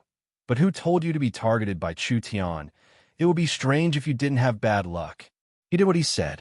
Chu Tian trapped the barbarians for 7 days and 7 nights without food or water, only eating grass and drinking rain. After 7 days, the barbarians were all flattened from starvation, looking like a large group of refugees. When the barbarians' bodies and minds were about to collapse, suddenly, the cavalry all retreated. Dongfang Howren rode out on a large horse and announced, "I have good news to tell you. The bandits that attacked Miracle Commerce have been caught." The barbarians were shocked. They were finally caught? These bandits came from a southern forest and are not locals of southern state. The people have already been saved, so this matter has nothing to do with you. The country guarding ruler has already given the order to let you leave. The barbarians were filled with joy. It had finally come to an end. The cavalry stationed on the high ground all retreated. The Southern Summer Army was prepared to leave, leaving behind a group of stunned barbarians. Wait a minute. Several old tribe chiefs quickly chased after them. What is it? General, our tribe has been destroyed, and we have no food. Several old tribe chiefs said with faces filled with sorrow. The clansmen are starving, and we can't move at all. Dongfang Howren knit his brows. What does your barbarian life and death have to do with the Southern Summer Country? You have to know that you have done many evil deeds. The country guarding ruler not slaughtering you is already a great kindness. The barbarians began to plead. We have already surrendered to the country guarding ruler. Please give us a way out. I can't make this decision. Dongfang Howren said, I have to go back and ask the country guarding ruler. Thank you, General. Thank you, General. Dongfang Howren didn't leave for long before he returned. The barbarians did not leave. They probably didn't have any strength left. The ruler's letter is here. Dongfang Howren raised a scroll high up in the air. The barbarians all kneeled down to receive the country guarding ruler's letter. Dongfang Howren loudly read out. The content of this ruler's letter was, the barbarians have suffered heavy losses this time, but they are not worthy of sympathy. Who told the barbarians to kill and plunder, committing all sorts of crimes? But in consideration of the heavens' benevolence, this ruler will give you a path of survival. For the long-term peace of Southern State and for the prosperity of the Southern Summer Country, Miracle Commerce has decided to invest in an old city abandoned by humans 50 years ago. With this city as the center, the area within 300 miles will become the barbarians' autonomous region, allowing the barbarians to live there. In order to ensure that the barbarians would not return to their old ways, Miracle Commerce will invest a large amount of money. Other than giving out relief rations to ensure that the barbarians would not starve to death, they will also develop the mines in the autonomous region. At the same time, they will build large amounts of factories to provide for the barbarians. The ruler's letter. The barbarians were filled with excitement. The country guarding ruler wanted to build a city for the barbarians. What kind of boldness and bearing was this? The barbarians and humans rejected each other, and living together was impossible. So the country guarding ruler wanted to build a barbarian autonomous region. They would provide relief rations in the beginning and work for the barbarians in the later stages, so they would no longer be bandits. The barbarians were a bit confused about this. They didn't know if they could adapt to this kind of life, but did they have a choice? The barbarians no longer had any tribes, and they didn't have any conditions to leave with their current situation, so they could only give it a try. The tribe chiefs discussed it and decided to bring their people to the barbarians' autonomous region to take a look. When they arrived at the barbarians' autonomous region, each barbarian was stunned by the scene in front of them. This old city was very old, but it looked very large. Not only were the walls complete, the houses had been repaired, and there were many temporary tents. Beast carriages entered the old city. Every beast carriage was filled with fruits, wine, and meat. When these starving barbarians smelled the delicious meat and wine, the last bit of worry in their hearts collapsed. They immediately accepted the country guarding ruler's proposal and swore their loyalty to the country guarding ruler. Then they charged into their new home with a roar. Chu Tian was very generous. Miracle Commerce had already sent large amounts of food, enough for these barbarians to not starve to death for a while. The other hesitant and suspicious barbarians found out that the first barbarians were already eating and drinking. So how could they sit still? The autonomous region was managed by the barbarians themselves. They wouldn't be controlled by humans. They could eat their fill and live a good life. So who wouldn't be willing? In just a few days, the abandoned city became very lively. The barbarians' autonomous region's population kept increasing, and most of the barbarians had come. This time was different from being forced to surrender. This time the barbarians were willing to surrender.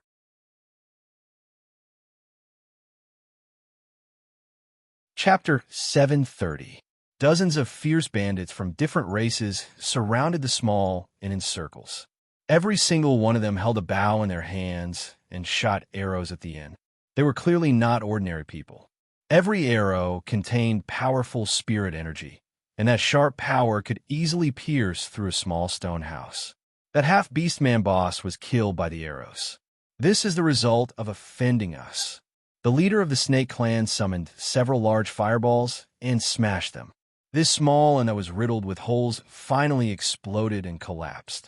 The raging flames burned the inn to ashes, and under the heat, the corpses were burnt to ashes. Stop! The snake race leader waved his hand. They should be dead. Dig out the corpses and hang them up. Let everyone have a look. I want to see who dares to kill my Ku's subordinates. Yes. A few bandits rushed to the ruins and extinguished the fire. They immediately began to search for the corpses. Boss, there's no one here? What did you say? The snake man, Ku, had a lifeless face. This was impossible. They were clearly inside. Could it be that they had evaporated? At this moment, a voice came from behind him. Hi, are you looking for us? Ku turned around, and 5 people appeared behind him. They were less than 10 meters away, and it seemed like they had been standing here for a long time. However, Ku did not sense them at all. For humans and one elf. Weren't they the people who had offended him? But now, he was completely unscathed and had mysteriously appeared behind him. Meng Ying saw their appearance and said in a disgusted voice, What kind of race is this? Why are they all so ugly? The snake race was not a spirit beast. Rather, it was an independent race. They had a snake's lower body and a human's upper body, but their skin was covered in fine scales. Their eyes were cold and gloomy. Their voices were low and hoarse, and their tongues were forked, so they looked very ugly. These fellows should be with the lizardmen from before. This motley crew did not have any races. It was clear that they were a group of bandits that dominated this place. Damn, you dare play tricks on me. Chu Tian had a face of ridicule. Play tricks on you? Are you even worthy? Ku's forked tongue contracted, and his snake eyes were filled with anger. Do you know who I am? Fuck! What does it matter to me who you are? Chu Tian impatiently waved his hand. Truly noisy. Who can make him shut up? Chun Bingyu and Dongfang Haoran both stepped forward. Ku pulled out a trident. You dare challenge Sir Ku with just you? You overestimate yourselves, Dai. Ku's 3-meter-long tail jumped up, and he shot out from the ground, charging forward like a meteor. A dark green snake source spirit appeared, and the surroundings were filled with a green poison mist. A poison attributed source spirit? This attribute was indeed a bit hard to deal with. But this snake was only in the 7th awakened soul layer. Although he had reached the true soul realm and was placed in the 3 great clans, he could be considered a senior elder. He could be considered a first-class expert in the southern summer country. But meeting Chu Tian's group, he could only be considered unlucky. In the end, Chun Bingyu directly grabbed the trident. Ku revealed a sinister cold smile, seeking death. The trident released a large amount of dark green poison that instantly exploded onto Chun Bingyu's divine sense. This poison was very corrosive and could easily corrode a true soul realm cultivator's protective spirit energy. This girl dared to block this attack with her bare hands. She was no different from a dead person. Who would have thought that Chun Bingyu would not react at all? This strong corrosive poison could not corrode the Starlight immortal body, and it could not harm Chun Bingyu at all. Instead, Chun Bingyu released a cold energy from her body, and all the poison was frozen. The cold ice spread from the trident to the snake man's body. The snake man saw that the situation was bad and immediately retreated.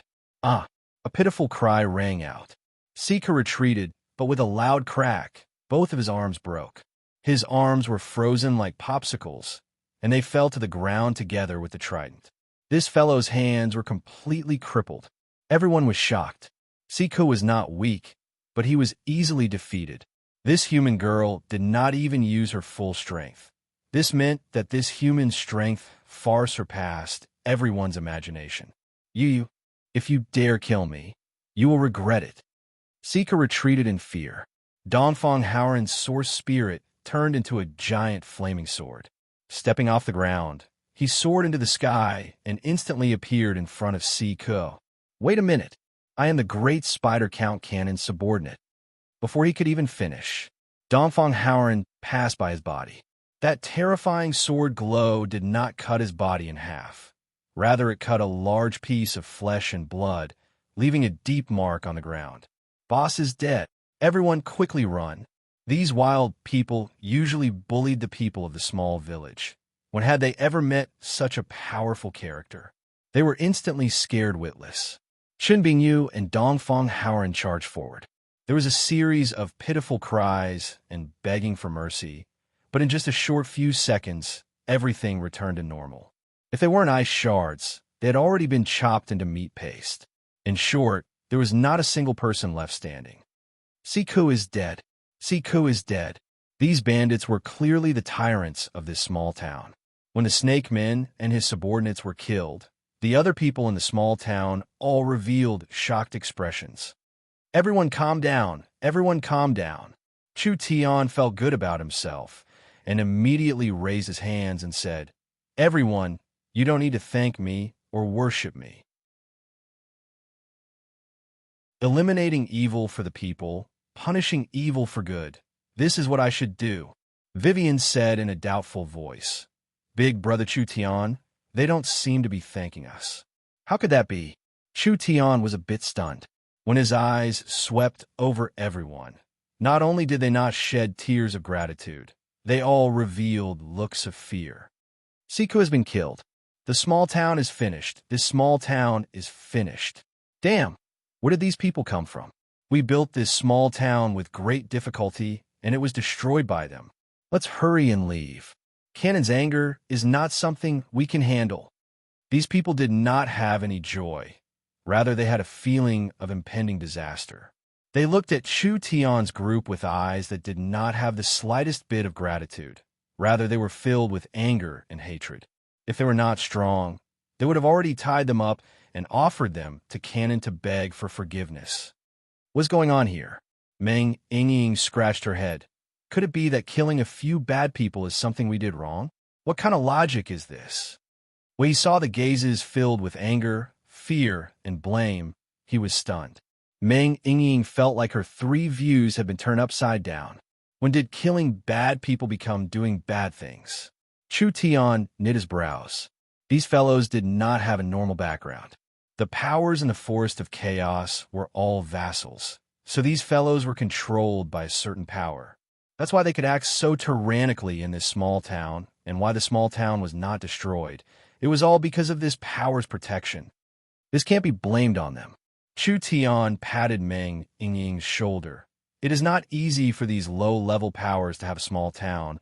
Many villages rely on the small town to survive. Now that the small town cannot be protected, of course they hate us. Then what do? We didn't do anything wrong. Chu Tian shrugged his shoulders. Are we supposed to swallow this humiliation after being bullied? That's not my style. Don't think about it too much. There are many things in this world that can't be said right or wrong. Let's first go to these fellows' nest and see if there are any clues. It would be best if we can investigate the origins of that reptile count. I don't want to cause trouble for no reason. Who is the Spider Count Cannon? Vivian had never heard of him before, so he shouldn't be any large character. Si-Ko's group was a group of human traffickers in the Forest of Chaos, but they met the Spider Count and were recruited as his underlings. They were the Spider Count's agents in the small town, collecting protection fees and transaction fees. Of course, most of this money had to be handed over. In a place like the Forest of Chaos, it was impossible to survive without a strong enough umbrella. The Spider Count Cannon's reputation was not small. It was his reputation that protected the small town from outsiders. As Si-Ko's agent, naturally no one dared to provoke him, so he could do whatever he wanted in the small town.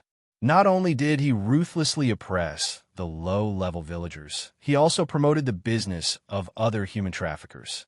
This poor ghost doesn't have any property. Chu Tian searched Si-Ko's place. There was a dungeon that had over 100 people locked up, and they were all Si-Ko's goods. Chu Tian only found 200 low-grade source stones. This wasn't a small amount to normal people, but it couldn't enter Chu Tian's eyes.